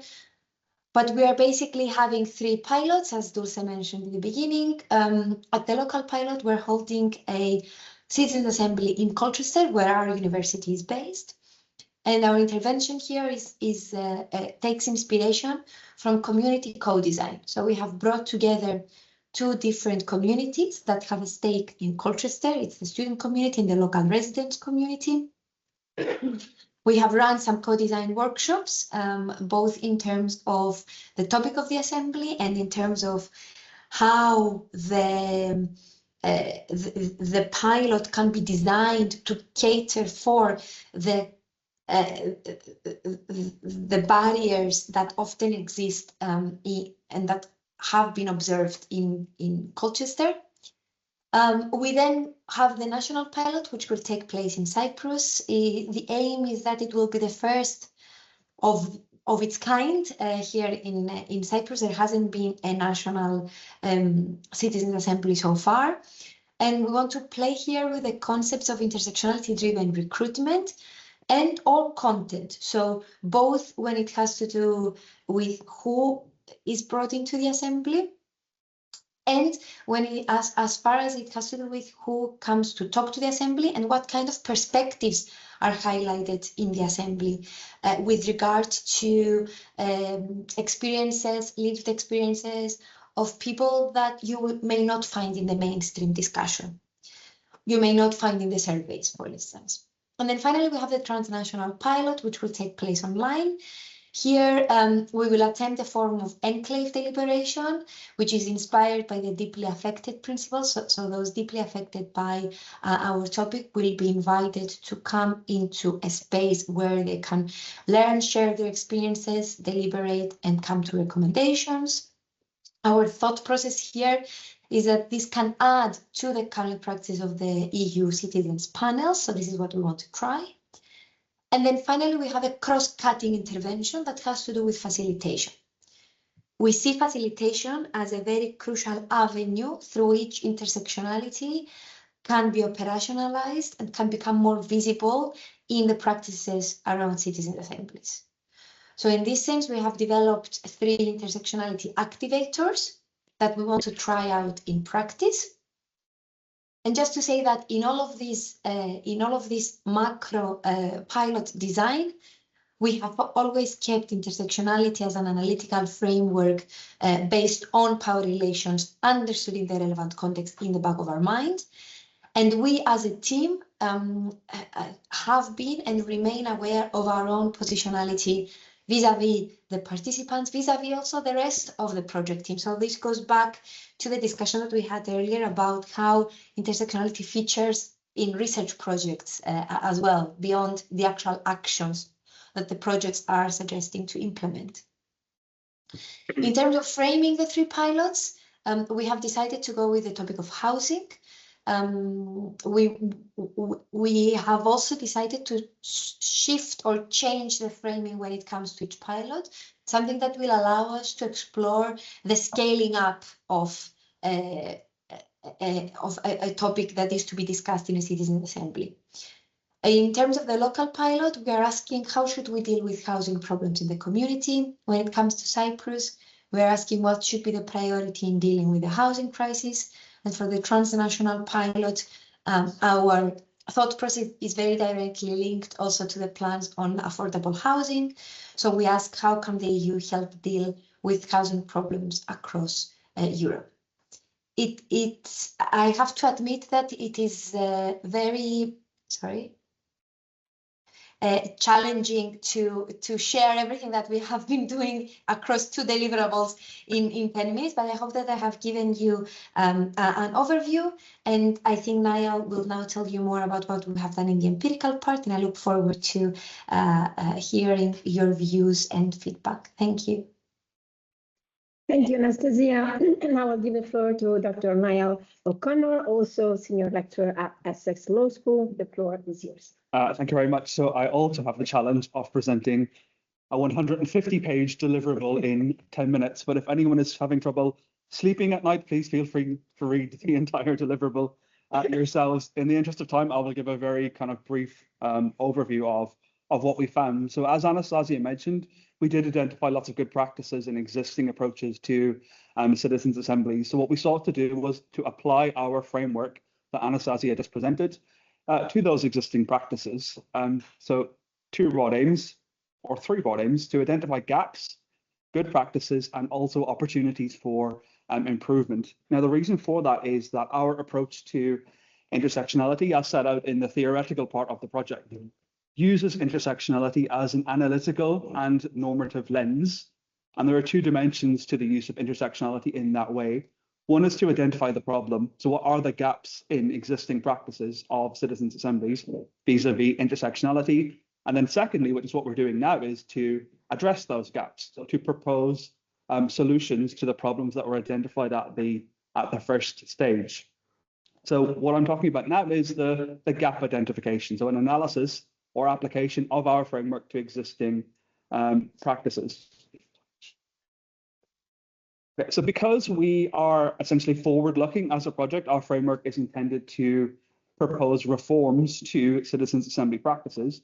It wasn't a case that we could just simply apply the framework as it was to those existing practices. So what we did instead was we adopted a mixed methods research approach to applying that framework to existing citizens' assemblies. So there are three dimensions to that mixed methods framework. The first was qualitative interviews. So we interviewed 15 practitioners, organizers of existing citizens' assemblies. We also conducted a secondary data analysis approach of two existing assemblies, so Scotland and Catalonia's assemblies on climate change. So we looked at the results of their surveys of participants and did a secondary data analysis through an intersectional lens. And the third element of the mixed methods approach was to do a case study. So we did a case study of existing EU-level citizens' assembly practices. So that's the European Citizens Panels. So those are the three dimensions: qualitative interviews, secondary data analysis, and a case study of the EU Citizen Panel. So some of the qualities that we were looking for, as Anastasia already presented, are, in brackets, intersectional, inclusion, equality, and good deliberation. And this kind of combined approach of the three different elements allowed us to move from the abstract or theoretical conceptions of intersectionality to see how that concept might be applied in existing practices. Now, of course, it's often, or our finding is that intersectionality is often used implicitly rather than explicitly in existing practices, or there are practices that are similar to or are like intersectionality without explicitly recognizing that actually elements of an intersectional approach are being adopted.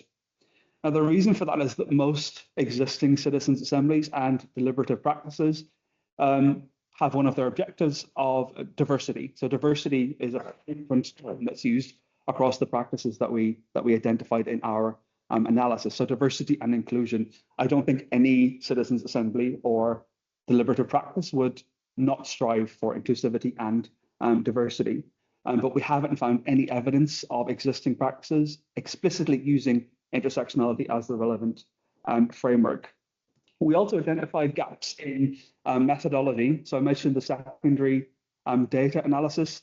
So we applied an intersectional framework to existing surveys from Scotland and Catalonia. And that was extremely difficult because existing surveys do not test for intersectionality. So the questions are framed along a single ground of identity, for example. There isn't that multiple or intersectional approach in existing survey practices.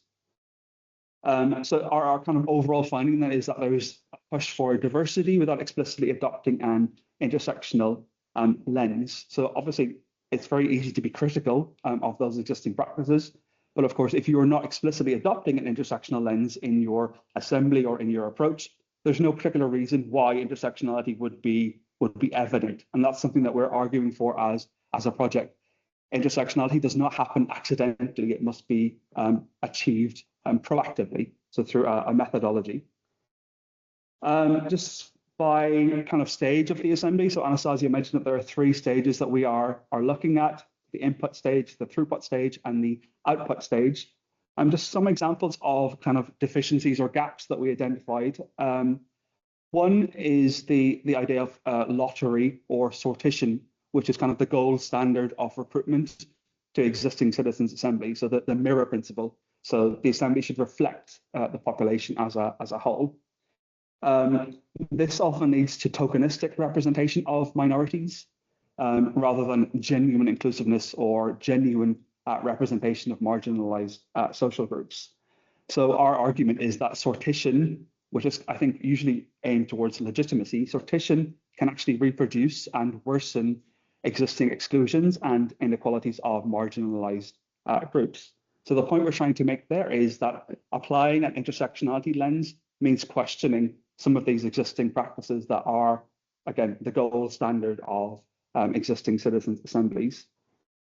We also identify the kind of an overfocus on expertise and evidence, again in quotation marks, at the expense of lived experience. So we as a project are questioning what's meant by an expert. So we're suggesting that lived experience, personal experience can actually be expertise. So it's not top down, it's bottom up. So balancing the traditional idea of expertise with lived experience. We also found that inclusion isn't just about who you get into the room, it's about whose voice and whose knowledge counts when they are in the room. So that's the distinction between external and internal inclusion. In terms of the output stage, so the recommendation stage, the end of the assembly, the overfocus on achieving majority opinion, so again, legitimacy, democracy, often leads to marginalized voices not ending up in the final recommendation. So we are suggesting that there needs to be some sort of mechanism or avenue for dissenting or minority or marginalized voices be included in any final recommendation. So our overall conclusion based on our empirical analysis of existing practices is that while these practices show some good features of equality, inclusion, and deliberation, they do not explicitly adopt an intersectional approach. And that means that those existing efforts fall short of a genuinely inclusive or equal approach based on our understanding of intersectionality. So we suggest that a more deliberative, reflexive, so reflexive on positionality, privilege, marginalization, but also contextual, so understanding who is privileged or marginalized in a particular context. So whether that's economic, social, geographical, is needed to actually embed intersectionality systematically into existing citizens' assembly practices. So our final message to EU policymakers, if you like, is that if the EU does want democracy and participatory mechanisms credible and inclusive, then an intersectional lens must move from a mere aspiration to an actual design principle, something that can be operationalized, implemented in practice. That was a challenge that was given to us this morning by Ana, and it's one that we as a project are very much facing up to in the next stage of our project. How successful we are at doing that is a different question, and that will be for the next policymaker forum that we will host. So thank you very much for your attention. Again, please read the full 150 pages if you want the in-depth analysis of the existing practices. Thank you very much. Thank you, Niall. Or you can read the upcoming policy brief that also summarizes that a bit. Okay, but the point is that today's conversation brings together researchers who are pioneering inclusive models for citizen assembly, but also with practitioners. And that's why the next speaker today is Edith Lakatos. I hope I'm pronouncing that correctly, who's a policy officer at the Housing Task Force at the Directorate General Energy of the European Commission. Edith, the floor is yours. Thank you very much for inviting us. It is indeed an important conversation also when it comes to housing, and I'm very happy to see housing in the Cypriot pilot that is upcoming. We are working hand in hand with the Cypriot presidency, and one of the priorities is actually housing and affordable housing, especially to help us implement the plan as fast as possible. So I wanted to highlight a few points in our plan that we presented on the 16th of December. But before, I wanted to also reflect on what has been said on working in silos, because when it comes to housing, we know very well that the work is very much in silos. It's silos in the member states because housing is a local issue, but national policies will do the framing, and of course the most vulnerable people very often are left behind from the conversation. And also when it comes to EU policy, we are working very much in silo, knowing that housing is not an EU competence, but there are at least more than 11 policies that influence directly or indirectly housing and investment in housing. So that's why, based on the declaration of ministers 2 years ago in Liège, the Commission created a task force. So we were created last February. Basically, what was the ministers' ask from the Commission is that the Commission should create coherence between the different DGs when it comes to different policies and how they deal with housing.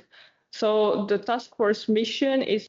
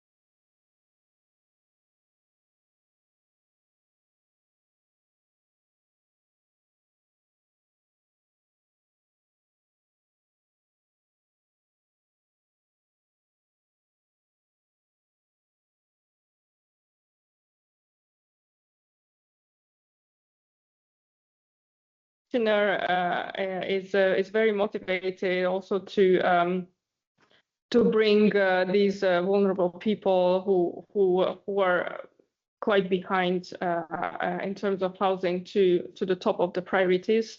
So in the plan that we presented in December, we have a specific pillar that is called action on the most affected, the most vulnerable groups. And here we have 4 sub-actions, especially highlighting students, homeless, and the people experiencing poverty. So we are going to work to mobilize investment for student housing. This is one very concrete action, and very happy that some universities are here who can hear the message that there are actually a lot of EU funding instruments, student housing. Of course, it depends on the model. In some countries, the university who build and own housing. In some countries, is the municipality, or in other social housing associations. So it depends very much on your model. But there are loans, for example, from the European Investment Bank or the Council of Europe Bank. And we are also now finalizing the social climate plans that also gives opportunities to member states to spend on this. And then in the next MFF, of course, housing is also a big priority. Already in the proposed version under the national and regional plans, housing will be a priority where member states can dedicate money. So you are still in a good timing and good position to advocate for housing for vulnerable groups of students in the next MFF. The other sub-action is to promote innovative housing models also for young people, because the data suggests that a lot of young people are not in education, and those who are not in education and not in work, they are also a group that is left behind. So we need to look into what kind of models we can develop to provide housing for them. And we are going to work under the Housing Alliance that we put together. This is also kind of a multi-level democratic model where we will discuss with the different levels of governance on housing from the top to the bottom and stakeholders as well. We are actually working on the different elements of this. I'm not expert on how to prepare a structure that is fully democratic, but we have a team dedicated on this. And you can expect the alliance to be set up this summer. Then we have also very concrete action on mobile students who are on Erasmus studies. So we are preparing some top-ups for the most disadvantaged students. And on the table, we have, I think we are discussing at least 20 million euro that could be dedicated for this purpose. And it would be a piloting phase now under the current MFF with the leftovers. And then if it's working well, we can extend it in the next one. And then finally, all students, we also do a feasibility study with the European Investment Bank on what kind of guarantee we could set up for students in the private rental sector, but also in the social and public rental sector. When it comes to construction of student housing or when students rent in the private market. So this is also started, and we are going to present a study in next summer, and hopefully we can implement the guarantee instruments from 2028. And then, yes, what is upcoming? So the Cypriot presidency is very motivated to work on a housing summit. So in our plan, we highlighted we will have the first housing summit ever, the head of government this year. What we know so far is that it will be organized in the middle of the year. So it could be the Cypriot presidency or the Irish presidency. And then our role, our mission there is to assist the presidency to run this smoothly. We also set up, as I said, the Housing Alliance, and we are preparing an Affordable Housing Act that will tackle short-term rentals, and will also look at the stressed housing areas to suggest member states where the focus should be, and to give them some incentives to tackle these stressed housing areas. And the final point that is upcoming is Council conclusion on housing exclusion. This is expected to be done in May. The Cypriot presidency is working on this, and we are very happy because housing exclusion is indeed in the heart of this issue. I think I mentioned all the points. That of course we have also other actions. I wanted to intervene today mostly on students, but we have other actions as well to promote investment in social housing, or to foster exchange on housing first model to tackle homelessness. But yeah, we don't have time to go so much into detail, but of course, you are very welcome to join us in any thematic discussion. After the alliance is set up, we will have thematic working groups. So feel free to join us for these. Thank you. Thank you so much for providing such a concrete illustration of well, how housing precarity doesn't exist in isolation, but intersect with age, for example, or mobility or migration status, and all the measures that we put forward to address that. So now let's move to the last speaker of this roundtable, who's also a practitioner, but also a scientist, and is Dr. Ângela Guimarães Pereira. I hope also I pronounced that more or less correctly, who's the head of the Competence Centre on Participatory and Deliberative Democracy of the Joint Research Centre of the European Commission. Dr. Pereira, the floor is yours. Thank you. Hello. Morning. Do you hear me well? Yeah, thank you. Thank you. Well, I start by thanking you for inviting me to this event. I'm sad I'm not there in the room, but I also wanted to say that I am not from Coimbra, but I have a personal connection to Coimbra, as my father actually studied there, and much of my family is from this region, just to connect to the Coimbra people. I'd like to really, acknowledge the importance of the work that you are doing, and I also commend my institution for supporting this type of work.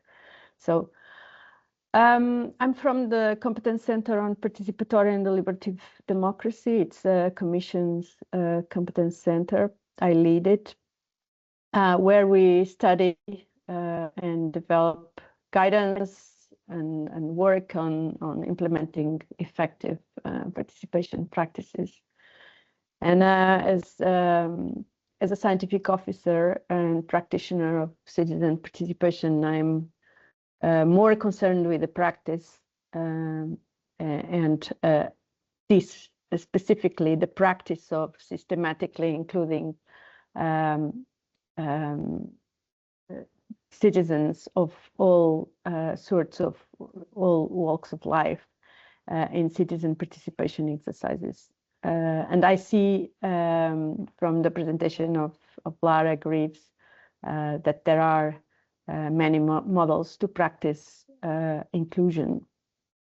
I'd like just to build on a point that Rito Roy made earlier, when she says participation is not the same as inclusion. And I think this is a crucial distinction to make, especially when we are dealing with complex issues like intersectionality. So we do a lot of, through the Competence Centre, we do a lot of training to different actors, including public administrations, but also whether people that are interested in this topic. And I always, when we start discussing about who do you want in the room, I always say, well, the next question for you is, what do you do with the people that you are excluded from the citizen participation exercise? So, and we don't, I realize now that we don't talk specifically about intersectionality, and I would like to correct that, but we talk about many other categories of vulnerability. For example, categories of vulnerability that have to do with the significance of topics chosen to deliberate about, the places where citizen participation take place, and the power dynamics they convey, the lack of political support, or even the lack of incumbent politicians that are on the receiving end of the participatory outcomes. And also, I think another aspect of inclusion is, importantly, the neglect of how citizens actually want to participate in democracy. So participation in their own terms. We have an upcoming study now on public spaces, citizen participation in public spaces, and we address some of these aspects. And we also see all these moments of exclusion that are not just related to the people in the room, but all the the apparatus in which the citizen participation takes place as very important to the impact of citizen participation in policy and political decisions. We also have a report coming up soon, very soon, on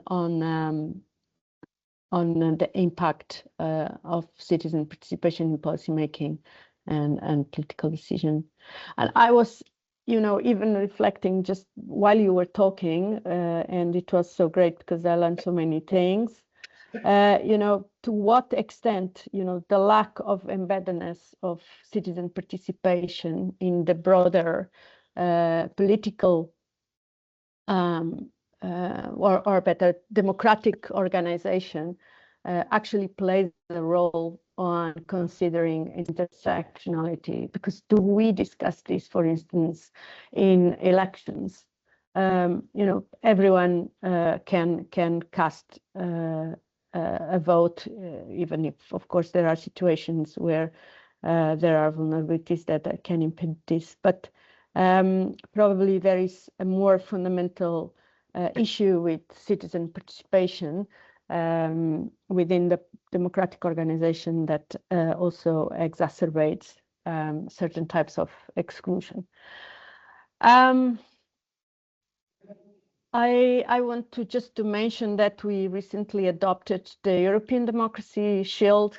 Well, it's not really adoption, it's presented because it's communication. It was on the 12th of November of 2025. And for the first time, citizen participation is really,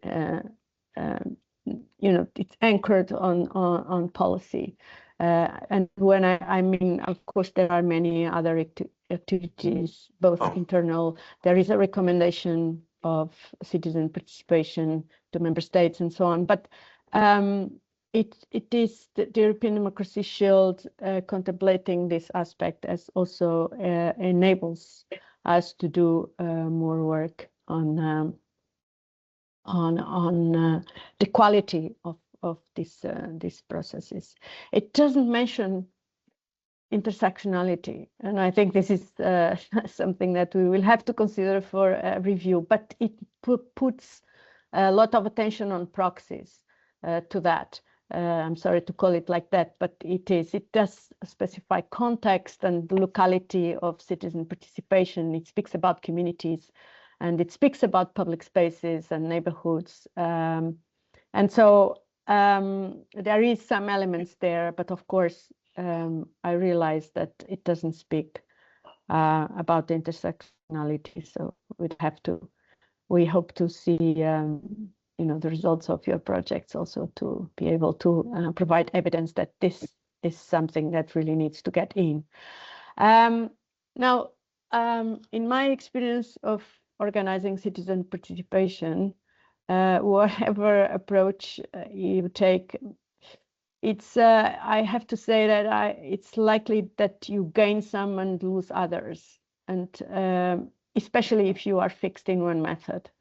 And I think Niall went exhaustively on the problems of exclusion in citizens' assemblies, but I also would like just to remind everyone that citizens' assemblies are not the only format of citizen participation. And in the vocabulary of citizen participation, we also talk about continuity and also distribution. No? So, because exclusion can occur not just because people are not selected, but also because many individuals may not accept the invitation to participate due to various reasons, such as lack of trust or inabilities of all sorts to participate, or even not feeling worth to contribute to the democratic processes that institutions propose to them. For instance, the spaces where those exercises take place, or even language barriers. So the question to me has been, how do we address this issue of exclusion in participation? I think there has been a big first, that there has been a lot of work on sampling. We are commissioning a study on this. I think Dinah will probably speak about how recruitment is done for the ECPs. But probably, as I think Niall also said this, in other words, but moving beyond statistical pools and focus on different methods of recruitment in the field, for instance, door-to-door. We had that in European citizen panels, for example. And so actually recruiting the people we want to include from collectives and communities that are targeted by the particular topics. So not using just, representative sampling, but also purposive sampling and go where people are.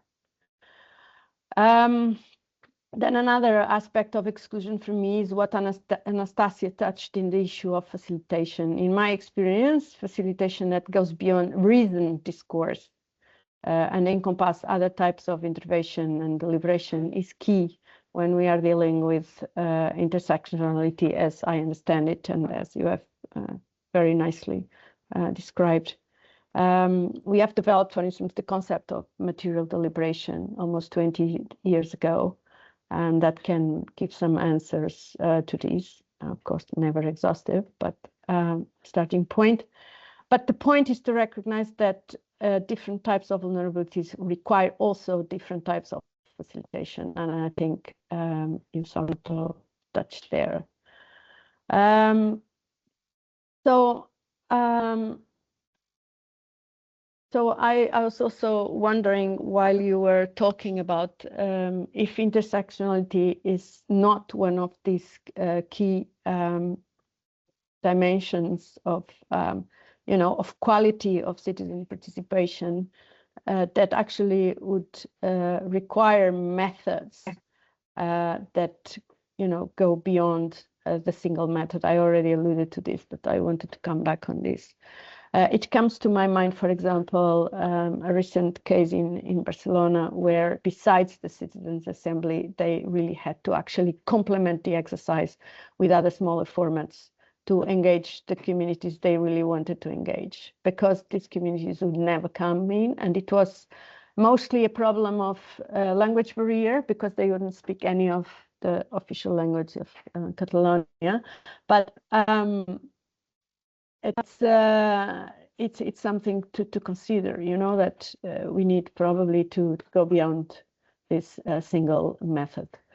I see also that make.org is in your consortia, and I think it has been, there is a push even in the European Democracy Shield to see civic tech as one way of reaching out different publics that are not invited to or selected to be in the citizens' assemblies. But I'm very interested to understand how, civic tech could play a role on the issue of intersectionality.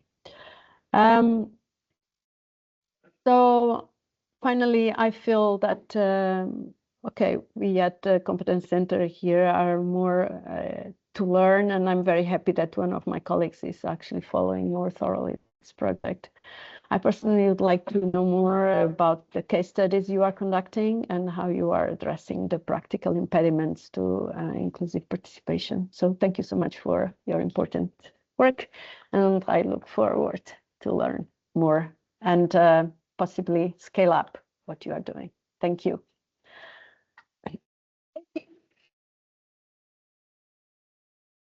Thank you so much to all our panelists for this discussion. Maybe we can move directly to the last roundtable, because I see that the time is running up. So yeah. And interventions are being themselves very fruitful. So maybe going to the next panel.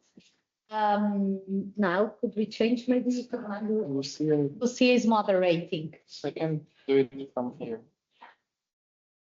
We can stay, yes, to even things up. Okay. So we've reached our final session.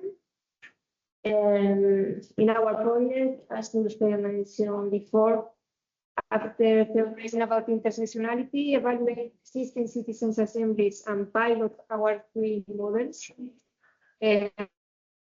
We will need to make recommendations for policymakers.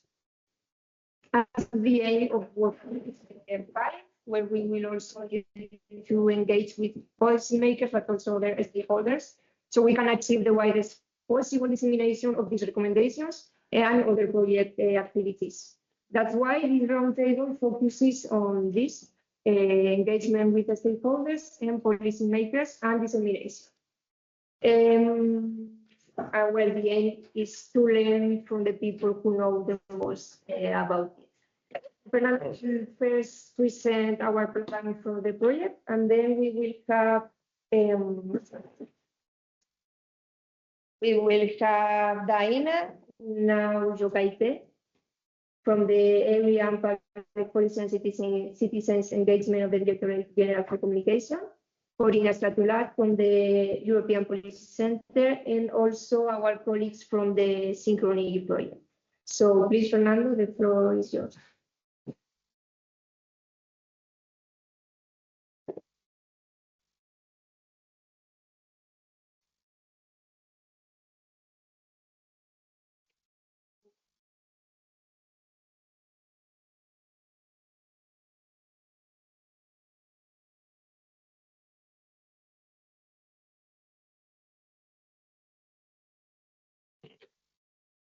You want me to? Okay. So now that I noticed that I'm in a weird position, that I will look to the people who is here in the room rather than to the camera.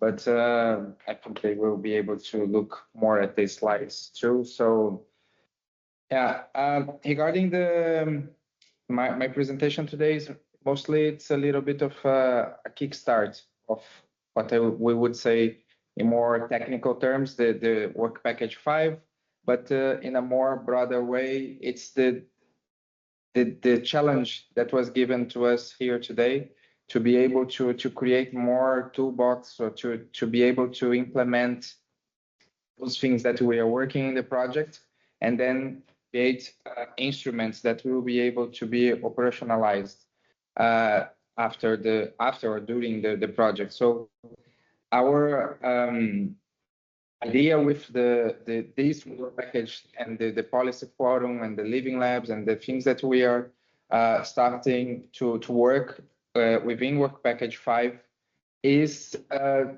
little bit this stakeholder engagement, that we don't want to wait until more to the end of the project, but we are now reaching the midway point of the project. So we wanted to really to start engaging with these stakeholders to not only to test the things that we are theorizing, to test the things that we are going to pilot, and then to create some meaningful impact regarding all the issues that we are somehow covering. So we did a first round of stakeholders. So we have policymakers, civil society organizations, academia, and media. For each one of them, we have different outputs and different elements. So for media, we have mostly the press releases that we want to focus on. Academia, we have, of course, our traditional publications.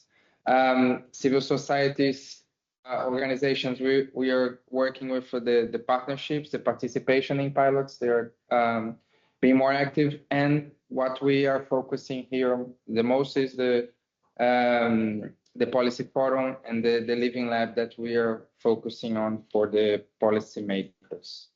So we did this approach at the EU level and the national level.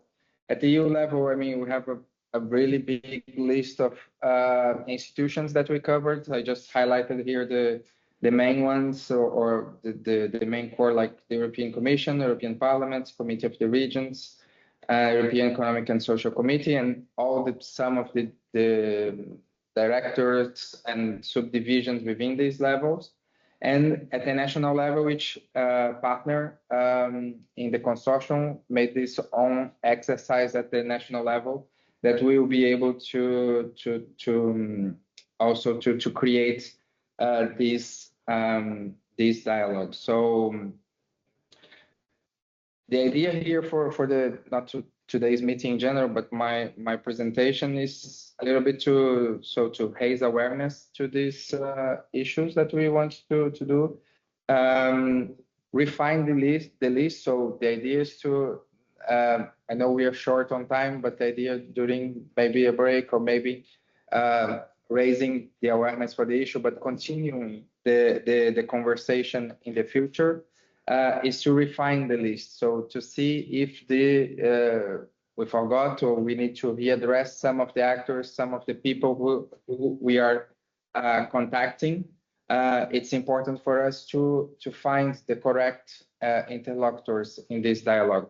And then to contact some of the stakeholders. Of course, we will do this work at national levels, but here for us as a project was important to kickstart this, coming here by talking to you here at the EU level. So it was important for us. And specifically, some of the things that we are working on as the Living Lab platform we'll have like a main focus. We'll have different things to do, but the main focus is, like we discussed today here, is how to include the intersectionality practice into consultation mechanisms, the different types of consultations, but how to operationalize this. So we will, in terms of methods, we will have different approaches, but mainly what we want is this dialogue, the idea of the stakeholder engagement, the practice, the living experiences, or what we want to hear, because as researchers, as academics, we do have some trouble sometimes to put things in more practical terms. So it will be very important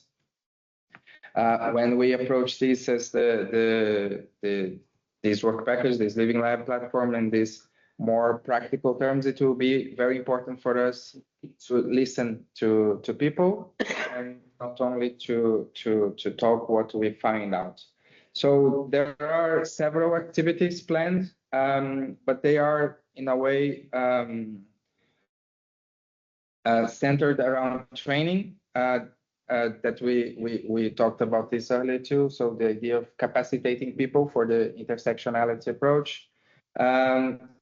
Also, we want, and we started doing that already. We will use some gamification methods to spread this information, to pass this on. We will do our consultations as for the dialogue that I mentioned before. So it will depend on each group that we are talking about. It might be a focus groups, might be surveys, might be interviews. So it all depends on the interlocutor in each case.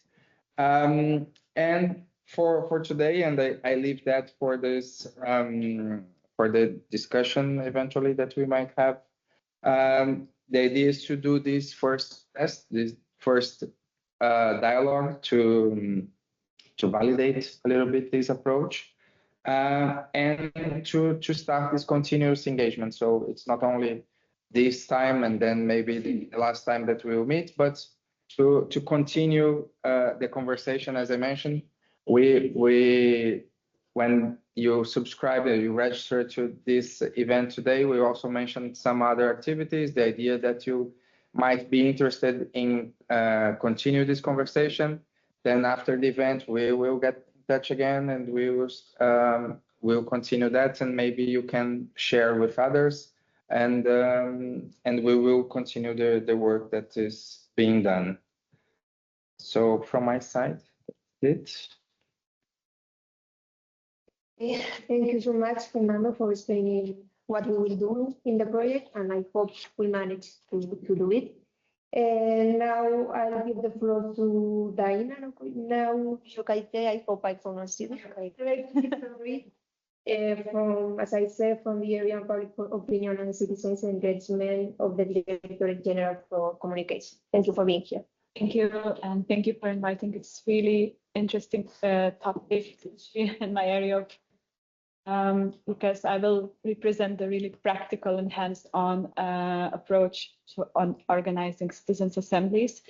And I will talk about the EU level. So as I heard, we were one of the case studies at the European Citizens Panel. So it might be some, you will hear that maybe I will try to defend ourselves in a way, but I just really want to share experience because I am really the person working on the operational level, and I can share the issues and also the aspects that we and where do we make effort to make this citizens assemblies as most inclusive and accessible as possible.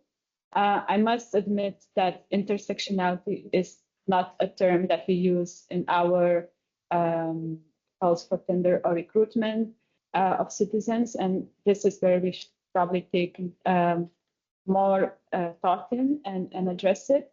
But maybe I can share really practical elements on how we recruit citizens, and also I would also like to stress that recruitment is probably one of the most important part of this exercise, because without the citizens, you don't have a citizens assembly, you don't have deliberation. But it's also not the only way to accompany citizens through this way and to make the experience accessible. Because also the way you provide knowledge, the knowledge provision, the facilitation, the methodology also needs to take into account that it could be accessible. And let me remind you that I will speak about European-wide citizens panels, so that brings another level of complexity because we need to represent 27 member states in 24 languages with only 150 people. And when we were talking, I just had an idea that intersectionality in different member states, like people have, like LGBTQI people might have different problems and rights in one member state, whereas in another, like person from Belgium, LGBTQI person from Belgium will have completely different experience from a person from Slovakia. And when we have targets, how do we ensure which minorities, which experiences are presented? So when we do, maybe I will tell you that we already had 7 European citizens panels. The European citizens panels are actually included in the political guidelines of the new commission, and they are also in all mission letters to the commissioners. So the European Commission really wants to spread the culture of participatory and deliberative democracy in its policymaking and to consult citizens. And it said that the topics are the ones that citizens' input will bring the biggest value. So the topics are chosen based on the Commission's work program or upcoming initiatives. So we have ones on quite technical, like food waste or energy efficiency, and more societal issues like tackling hate in society or intergenerational fairness. So I must say that even the topic may affect of what people we will get and how people will accept to participate in this kind of process. So when we recruit people, we have 6 hard target criteria. So of course, it's the geographic location, so the member states, then age, gender, education, and social occupation. And we have a soft criteria, which is opinion on the EU, because we used to get criticized that, oh, you only bring pro-EU people to make recommendations, and we wanted to prove that it's not the case. We have now data to support this, and we base this on the Eurobarometer survey to give comparison of what we have in the room and with the EU population. And I want to stress that we don't want to say that we represent the EU population with this 150 people, because it's impossible. We always say we try to represent the diversity of the EU. And so throughout the 7 citizens panels, we changed ways we recruit people. We used to have mixed methods. We used to have mostly random digital dialing, so contacting people on phone. but we also now we're using purely door-to-door approach. So we have a statistician, so with a random selection of locations based on the population size of local administrative units. Local recruiters go all around Europe to knock on doors and invite people to participate in the European citizens panels. And this is a crucial step because this is the first contact, and this how you brief the recruiters, how you explain the process, how you basically provide the script. It's very important because this is the first moment when a person will even think, oh, am I even available to participate? Am I, because a lot of people, if somebody would knock on my door and say, do you want to give recommendations to the EU on the EU budget? People will say, I have no idea, I know nothing about the EU. So the first step is really to make people understand that they don't need to be an expert on the topic, that they need just to share their lived experience. But that's what we say we value the most, is that people are experts on their lives, and given the right knowledge, the right place to deliberate, the right facilitation, they definitely can give a good input to the discussion and to provide good recommendations. And we know we have some data that acceptance rate really differs from country. Countries like Ireland who have citizens assemblies, and they are well known, higher acceptance rates of people, because a lot of people, like I've been to all the panels, and when I speak with citizens, this first comment, I thought it's a scam. Who would want to invite me for free to Brussels, like pay my hotels, pay the flights and the meals? And I must say, we also give a flat rate compensation to people. That's also because they need to take 3 days of work or their commitments. So the recruitment process, we try to make as much as effort as possible to make everyone possible to participate. So I can also share some examples of cases when we really try to accommodate. For example, single mothers or breastfeeding mothers that they say, I cannot leave my baby for a whole week, for three weekends. Can I take my husband or as accompanying person with me? And we say yes. There are people say, can I take my children with them because I have nobody to leave them with? And we try to accommodate, and we say, yes, you can take your children. There are our age is the minimum age is 16, and we had citizens that are over 80 years old. So for underage until 18, we definitely say you need to come with an accompanying adult. People that have like reduced mobility or have other difficulties, health issues, we also allow for them to take accompanying person. So I would say that in one panel we have at least from 150 people, at least 15 people more or less having people that accompany them. And then we try to address as well other issues as dyslexia, difficulty reading. So this is the job of facilitators and facilitator assistants. And also issues like that people say, I never been out of my country, I never flew with a plane, so people are scared. And so we try to group them with other citizens from their countries, that they wouldn't have to go through this experience alone, because you probably can imagine that this organization is a logistical nightmare to organize interpretation, travel and accommodation for 150 people.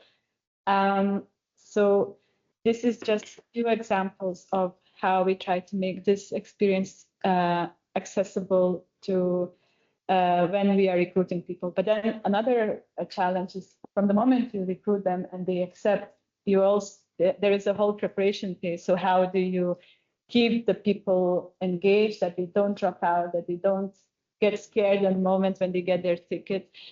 So what we found is that having local like chat groups, WhatsApp groups, that these people are encouraged, that they keep engaged, that they think that we will receive information soon, or people explaining what their role will be, actually helps to keep the anxieties down. And then another very important part that I mentioned before is how do you prepare the information, how you prepare the knowledge, because some people will have heard nothing about the subject. Some people will have maybe distorted view on the subject, or will be against something very much. So how do you balance the information that is accessible, understandable, and digestible by everyone when it's talking about energy efficiency or EU budget? And this is another important task in organizing this kind of accessible deliberative processes. Is you need to have a knowledge flow that is diverse, and that's why and also reaches different areas and different provides different points of view. So that's why we have external experts that we call the knowledge committee, that they bring diverse perceptions, diverse information on a given subject.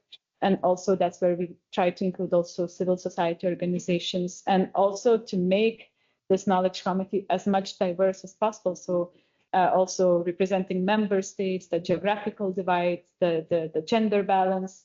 And then we have to do it in all 24 languages. So just so you can imagine the complexity of it. And the same when we organize panels, we work in plenaries and then in small working groups, because in the small working groups, so the plenaries are where the knowledge information is shared, where they learn about the process, they learn about the topic. And then in the small groups, they work on the recommendations. And this is the key moment, and the facilitation here is so important. So having facilitators that they are competent, that they are also empathetic, that they are sure that everyone is giving a chance to speak is crucial. So also the facilitator training and their involvement is one of the most important parts of organizing these processes.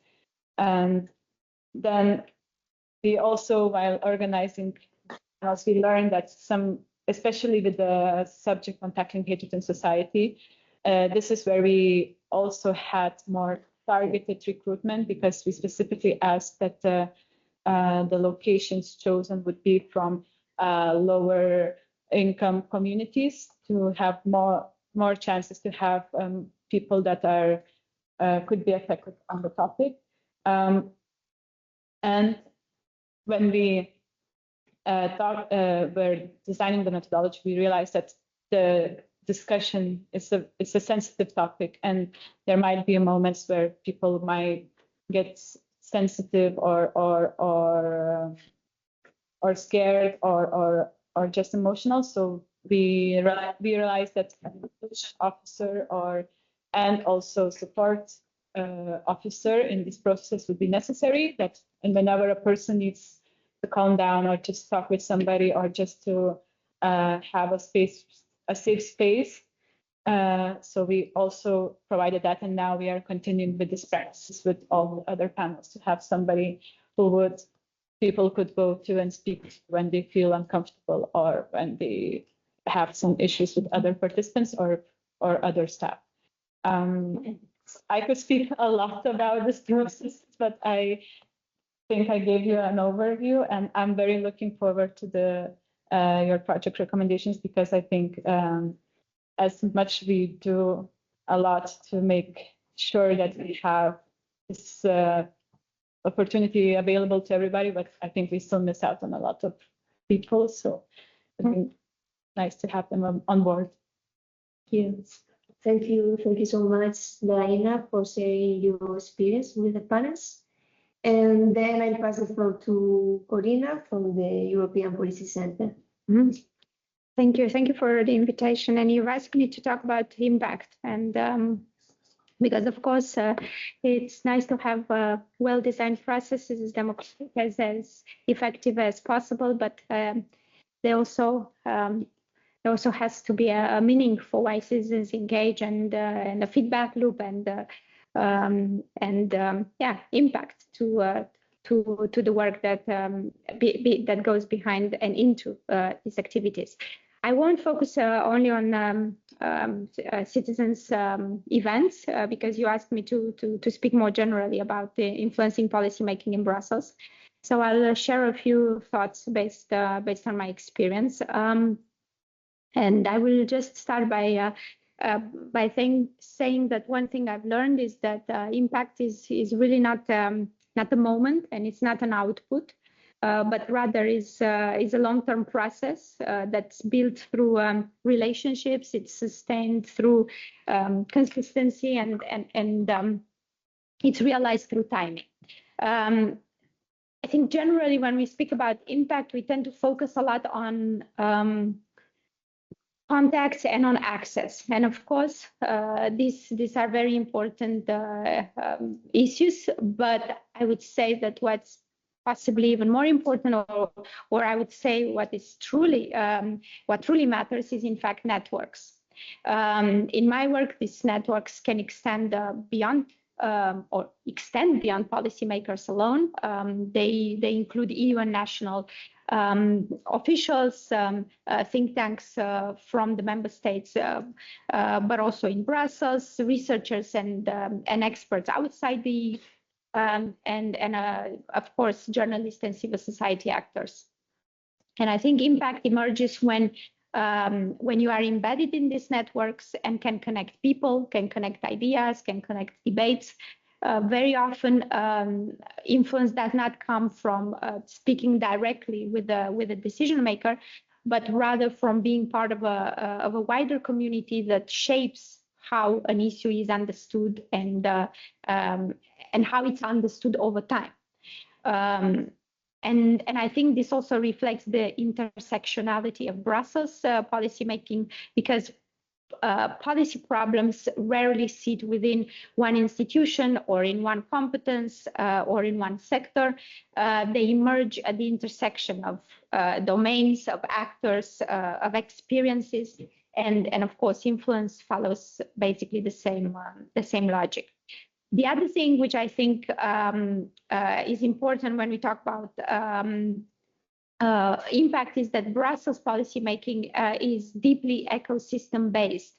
And what I mean with that is that people move between institutions, files circulate across levels, ideas travel through conversations just as much as through documents. And this means that that engagement is not about showing up occasionally with a strong publication. It's about being present over time. It's about being recognized as a serious interlocutor, and it's about being trusted across different parts of the ecosystem. Relationships with think tanks, including at national level, even outside the EU, then are particularly important in this context because they allow ideas to travel beyond Brussels. They anchor analysis in different contexts, in different political contexts, and they connect debates that might otherwise or often be treated in isolation. Another key element for impact, I would say, is repetition. And incidentally, repetition, I think, also helps or contributes to building reputation. Because in a crowded policy environment like we have in Brussels, doing one good thing as a one-off is rarely enough. Impact instead comes from returning to the same issue over time, being consistent in the questions you ask, and following files that might not, at a specific moment in time, be politically fashionable, right? In the end, I think this is how niches are created, and I use niches in plural on purpose, because I think you normally need more than one niche, or it's healthier to have more than one niche. And over time, niches help you become associated with certain themes or with certain ways of thinking about something. And policymakers ultimately won't just ask whether an analysis is good, but they will also be interested in who they trust on a given issue or on a given topic.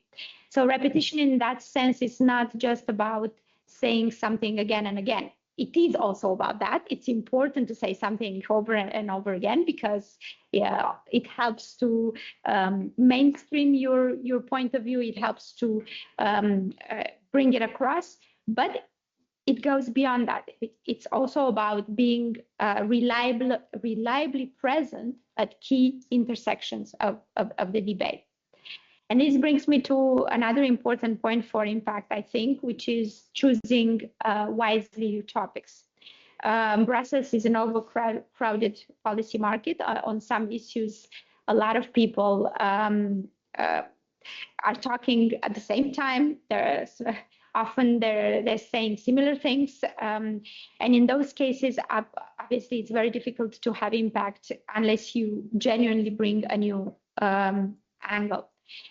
From this perspective, I think having impact requires that you avoid oversaturated debates where there is little room to add value, and that you dare to work on issues that are not yet central to the policy agenda, but should be.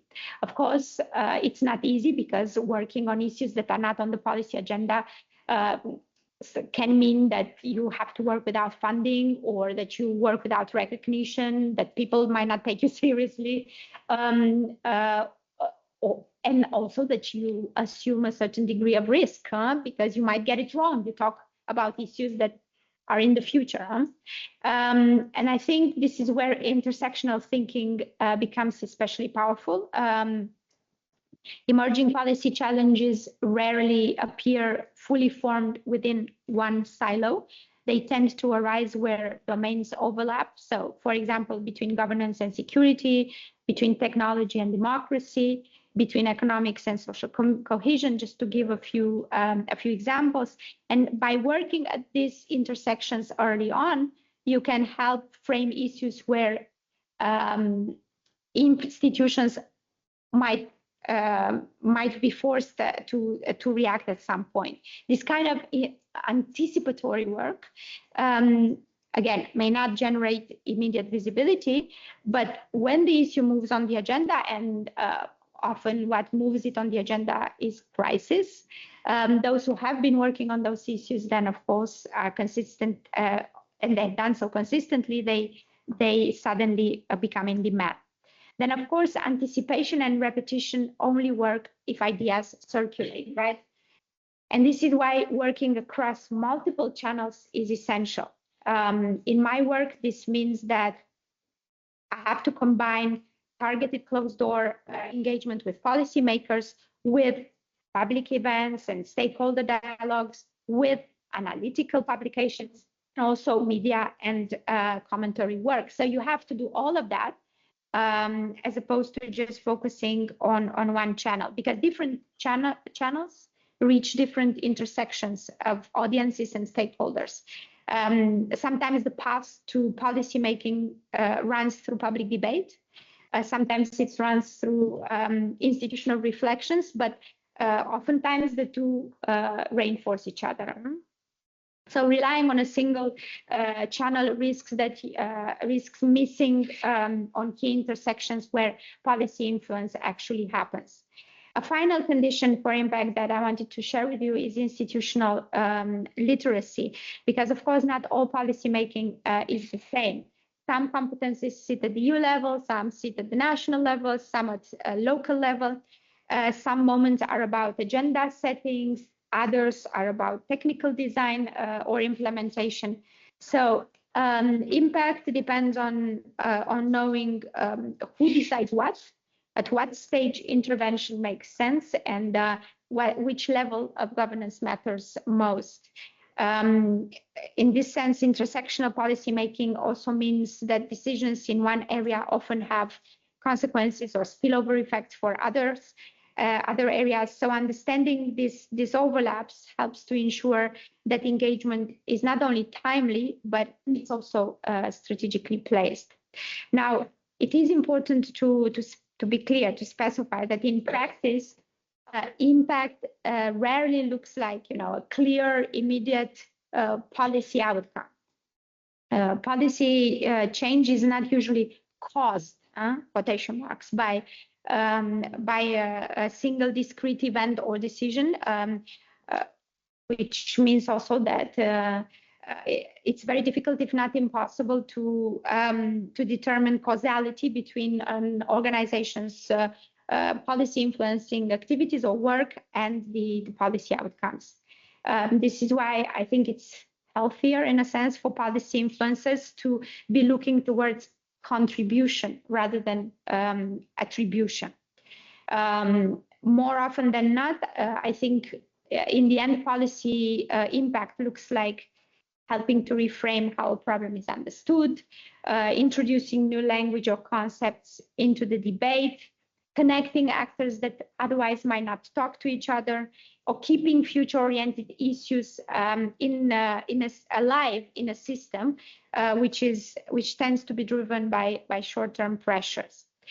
In parallel, secondarily, it can also be about establishing new partnerships with relevant stakeholders, gaining experience in interacting with state or international actors or agencies, increasing the participation of groups that traditionally are excluded from policymakers, be them women or youth or indigenous people, or engaging new groups of citizens in policy debates.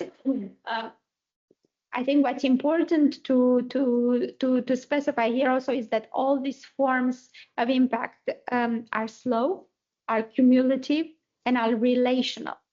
But they are also durable. So in that sense, one shouldn't look down upon them because they are actually worthwhile in the end. So if I were to summarize, because also in the interest of time, I think we need to be concise, I would say that impact is built through networks, it's earned through consistency and a smart choice of topics, and it's realized through timing, through channels, multiple channels, and through institutional understanding. And if I were to maybe add a final thought that leads to this intersectionality theme of discussion today, I would say that intersectionality is not just about who policies affect, but it's also about how influence travels. In a place like Brussels, I think recognizing and working with that reality is probably the most effective way to shape policy making. So thank you so much for your presentation with many valuable and interesting insights. And then we have online Elvira, Ángel, and Maria from the Synchrony project. So please. Hello, can you hear me? Yes. Thank you very much for inviting us to share some information about the Synchrony project. And I'm the coordinator of the Synchrony project, and with me today we have Engel Honrado and Maria Pia Ristimuño. They are responsible for the work package 7, which is communication, dissemination and impact. So they will provide further information about our stakeholder dissemination engagement plan, and because we have been asked to provide some inputs on how far we are about the stakeholder engagement in our project. I just say a few things before leaving to the ground to my colleagues, and The Synchrony project is now we started in January 24 and will conclude in June 27, and it addresses the attempt to strengthen inclusive and participatory democratic processes using intersectional lenses in order to include young people in deliberation and participation. And in our project, the stakeholder engagement is a key activity, and we have one entire work package 2, co-design, in which we have tried to incorporate and to engage the contribution of different stakeholders at different levels, from the European to the local level, and in order to have their support in the co-construction of the different phases of the project, the different activities, which included research, which has been done last year, so in the first year of the project, as well as the development of an innovative approach, in order to incorporate intersectionality principle in the training of training and teachers and facilitators who will implement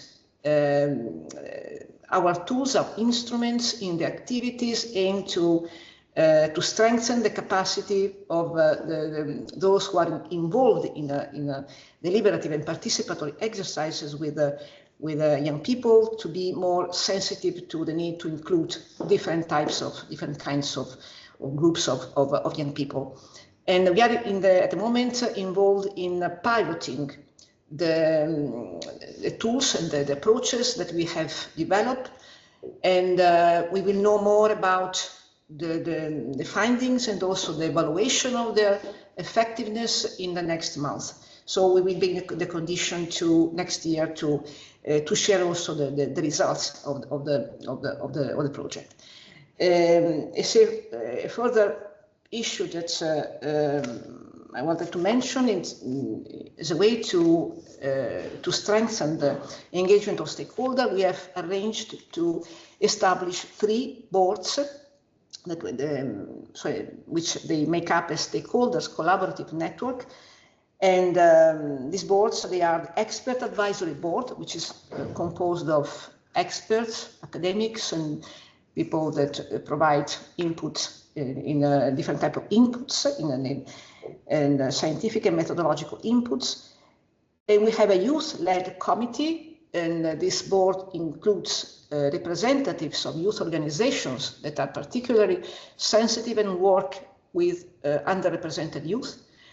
And the third board is the Community of Practice Board, which is made up of representative of local organizations, of schools,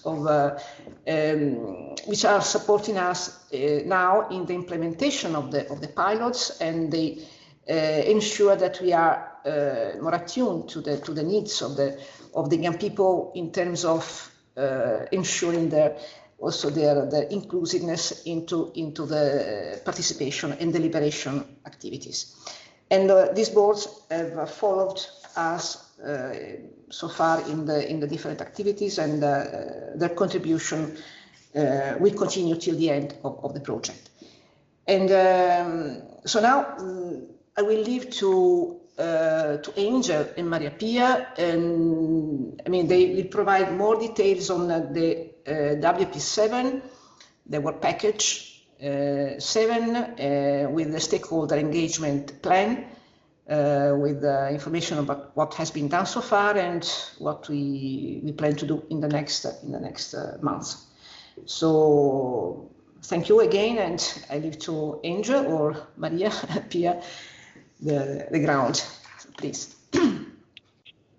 Thank you, Professor Cicognani. I'm actually going to be,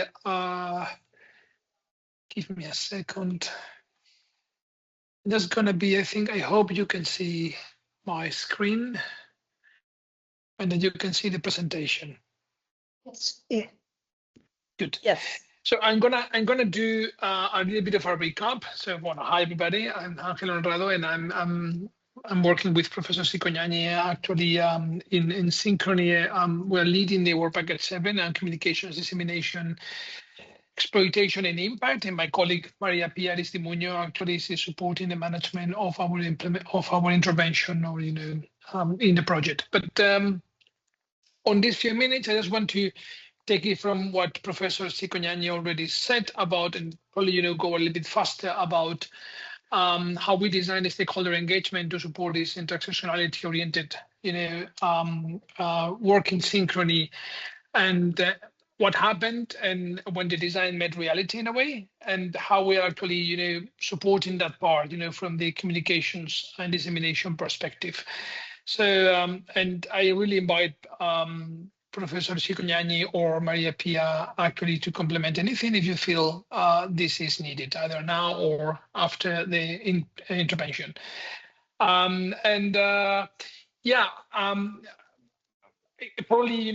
some of the things that have been already said by Professor Cicognani will pop up here. But I think one of the main backbone elements of this plan actually is that we didn't want the stakeholders in Synchrony to be a mailing list or a final dissemination target. That was very important. We wanted them to be co-design partners, and I think that's part of what, as he already explained a few moments ago, people who can challenge assumptions early, help us interpret what we see on the ground, and strengthen the relevance and legitimacy of the work that we were conducting. And that's why we designed this engagement model that could do three things, actually. Keep the work scientifically and ethically robust. And that, as said, through the different boards that she already introduced. Keep it grounded in lived experience, especially, linked to the youth perspectives. And but also keep it workable in practice, so recommendations can survive with real institutions, and ensuring that it also addresses constraints. And we basically designed this stakeholder engagement plan to operationalize who was involved, when, with what kind of influence, and just to also include like a structured engagement system. And we anchored the plan in the project mission. It was very anchored on that, addressing political inequalities and youth participation through intersectional, deliberative and participatory processes. And then we conducted this identification of stakeholders. We did an analysis early, and country by country, level by level, and then we translated that mapping into some governance elements through the boards with distinct roles. And processes for ensuring the co-design, and those were actually the initial stakeholder analysis that we had. We went more granular. Actually, the idea was to avoid generating a stakeholder list and define key groups in different levels: local, national, and European. And we translated this into the analysis of the boards, actually. And the boards, as already explained, were three: the expert advisory board that were providing the scientific and policy quality assurance, some sort of a strategic mirror.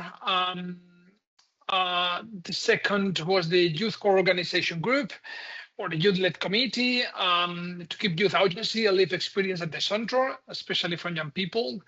And the communities of practice board, which was basically practitioners, implementers, organizations working close to communities, to see, could this work in your context? What will stop it? What will make it easier, etc., etc. We even defined a partnership agreement as a concrete tool that will actually, make it could make this work in terms of the clarification of expectations, what we ask from stakeholders, what they gain, how we use their input, how we communicate feedback. So there was also an important component, and we made we created a figure that was actually interlinking the project, or establishing the connection, or bridging the connection between the project and the different boards. Which this was this board of liaison team, trying to translate insights between boards and the consortium, and these individuals were actually people from the different countries participating in the project, connecting with a specific members of the boards. And the original, in terms of expectations, original assumptions were that this structure could create a stable feedback loop. We have been already, this is a work in progress for sure, and we haven't yet finalized the project, and we are still applying some of the learnings and the corrections, but there are some lessons at this point, and I think it's important also to share. As I said, the assumption was actually that these experts could sharpen the methodological and policy framing, that youth voices would keep us honest about participation, quality, and belonging, that practitioners could help us actually design that can be implemented, and that the liaison mechanisms would keep everybody connected. So in principle, that work, and that seemed feasible and reasonable. So it was actually a structured pathway to build intersectionality-oriented citizens' assemblies that are not only well-intentioned, but actually usable. That was the idea behind, well, at least, with the methods and the tools.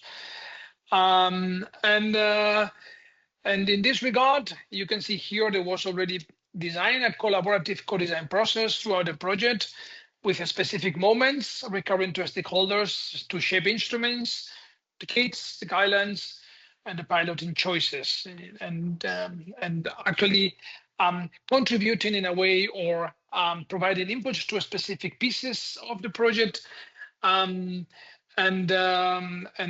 outputs. Well, some challenges were identified, and I'm also opening, here the voice to Professor Cicognani in case he wants to complement anything. I don't want to go very specific into this. I think this is part of the lessons learned. But then recruitment and retention were harder than expected, and I think that's also important to share here, because sometimes there's good intentions and things on paper made sense, but there were some frictions revealed after the first year. Even while people may seem interested, and long-term engagement is not easy to sustain, and some contacts who were enthusiastic at the proposal stage actually drop off, or at least decrease interest. And we didn't have this community board to grow as we expected during the first year. So that was part of the challenges, for instance. The capacity constraints also, as a second, were decisive, especially in terms of schools and youth organizations, which were initially assumed will be key partners. Either they didn't have the time or even the bandwidth to really provide the expected inputs. And we realized the priorities in most cases were actually operational and immediate, so not thinking on the long term. And even when we offered free training or outputs, these in some cases were not enough. In some cases, we realized, some of them actually welcomed this and were willing to collaborate, but in some cases didn't. And that's important also to acknowledge. The youth core also was, in a way, I'm not going to say fragile, but really it was very limited in size.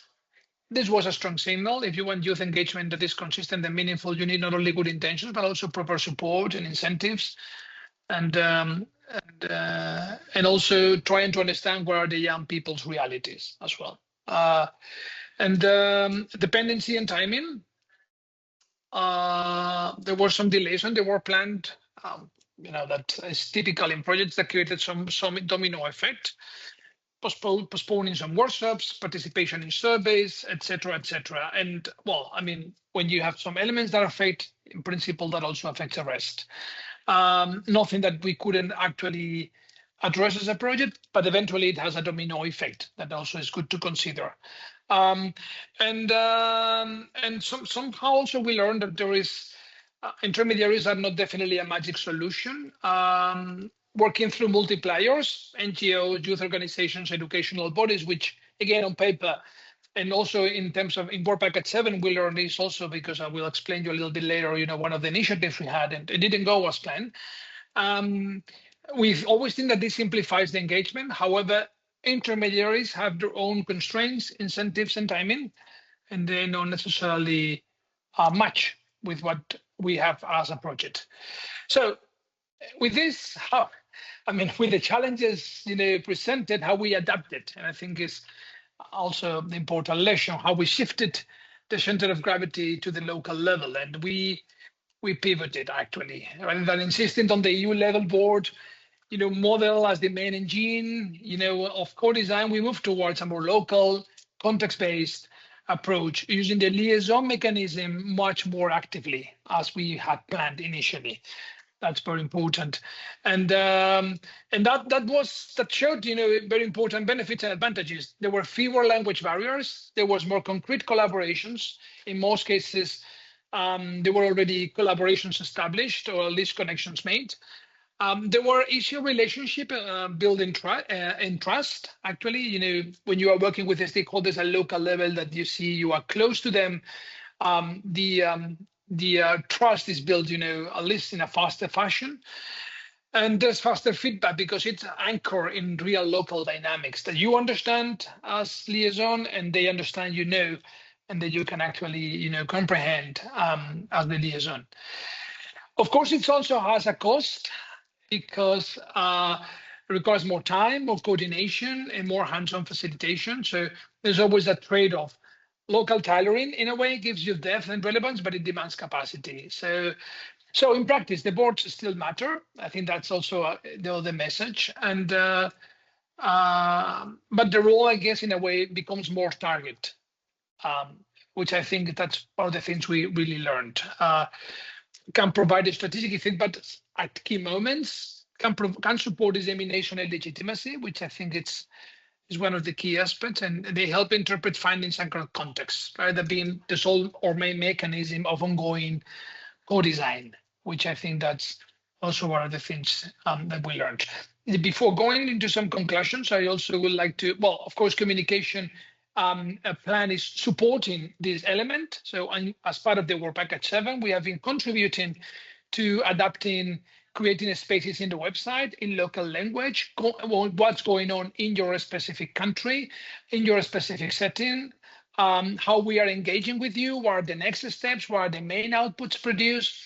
So in this regard, we made it more relevant for the local context in order to maintain the motivation and the involvement. And at the same time, we have a lot of stakeholder-specific key messages, either through material that we are providing to partners at local level for them to support their activities at local level with the stakeholders, but also in social media with campaigns and material that are quite, concrete. Going into these aspects, because I want to keep this, we develop in terms of engagement of youth in this regard, an intersectional youth campaign with co-created videos and podcasts and storytelling of young participants. We created these ambassadors and amplifiers. We piloted this in Italy. We had the idea of doing this in the 5 countries participating in the project. We only could make it work in Italy, and that's what part of the lessons we learned. We had very good ideas. Why we decentralize the production of something, and then we go to amplifiers that can actually use their social media channels to provide a space for young people with intersectionality, actually to have a voice in a channel, to really to have a channel to maximize their voice. Sorry. And the idea was simple on paper. So going to amplifiers that were working in the areas that the project is focused on, so relevance for them in terms of subject, that they could use a good story to feed their own channels and having something that resonates with them, and provide also at the same time youth a channel with youth ambassadors. So these content creators, these amplifiers also being part of this youth group, having a dialogue and this being something organic. The truth is that we did this, but it only worked in one place. It took a lot of time to really make it work. I really appreciate, the work done in Bologna and the university to make it work. And we had this campaign with this amplifier, Dr. Silvia Semensin, is a digital sociologist and activist, and she's actually had a long track record in working on especially on social media with image sharing and intimacy and violence. And this is actually one of the pictures that we took, and this is Christian. He participated actually in the pilot in Italy, and there was a very interesting initiative, and it's actually already live on social media, and there will be more videos coming in of their conversation they had. Very interesting about how this interaction happens, and he's not trying to be the voice of Italians, young people. He's trying to have a voice, his voice, and express this voice in this context, providing more information. And we are having now, and that's how we learned, we are having an ambassador school asking young people from the 5 countries, well, in this case focusing on 2 countries, for them to really express themselves with no one becoming intermediary, with particular themes and subjects, to volunteer, to send us videos, and then to analyze those videos and put them online on social media. The other thing, before we close, sorry, it's taking more time than expected, is the Pink podcast. And this is also conversations with project members and young people, experts from the consortium, experts from outside, and young people actually about meaningful what meaningful participation means when intersectional realities actually is shaping engagement. And the first episode, we have 6 episodes. Actually, it's already to be released this week. And I hope really that you had a chance to listen, watching, because it's a combination of watching and listening. And closing, sorry for this. 2 main takeaways. One, that there's no one-fits-all intersectional engagement model, or it's different, and that depends on context and trust and institutional culture. And that if we really want inclusion, at different levels, we really need to design that can be adapted locally. That's something we learned and that we are trying to apply. The main bottleneck is not often willingness. That's the other thing. It's basically capacity. So if you want to sustain, engagement, we need to plan for supporting structures and facilitation, incentives, time-realistic formats, clear value for participants, and that's also something that we are trying to build again from a local perspective. So we are starting with this structure 3 board model. We learn engagement is not only a structure; it's a resource problem. I think it's also relevant, and we adapt it by strengthening the local collaboration while keeping the boards as a strategic support. And I think I will close here. So probably I went beyond the time. Sorry. Okay, thank you very much, Ângela, for letting us know what you are doing in your project related to stakeholder engagement. And now I think we are out of time. Yes. I thank everyone thank you very much. And I thank everyone that stayed so long. We had some people having to go because all of the panels were so interesting and so engaging. They took a bit longer than initially expected. So if anyone doesn't want to add anything, a reflection on this first policymakers forum, I think we did connect a lot with the people in the room, and we allowed for some connections to be made. That was also very interesting. We could see mainly in the break that people were really talking to each other and getting to know each other in their own fields, and learning how they could better work together. That is also our purpose, is that we do engage more with policymakers and also with citizens, civil society, as also said here, and have besides having a good project in terms of partners and in terms of what we've been producing, then also in terms of impact and communication, that we may reach who really is necessary to hear what we have to say now. And naturally, at the end of the project, we'll have a second policymakers forum, and also we will have focus groups. So if anyone listening at the moment or afterwards is interested, just get in contact with the EU-CIEMBLY Project, and we'll be willing to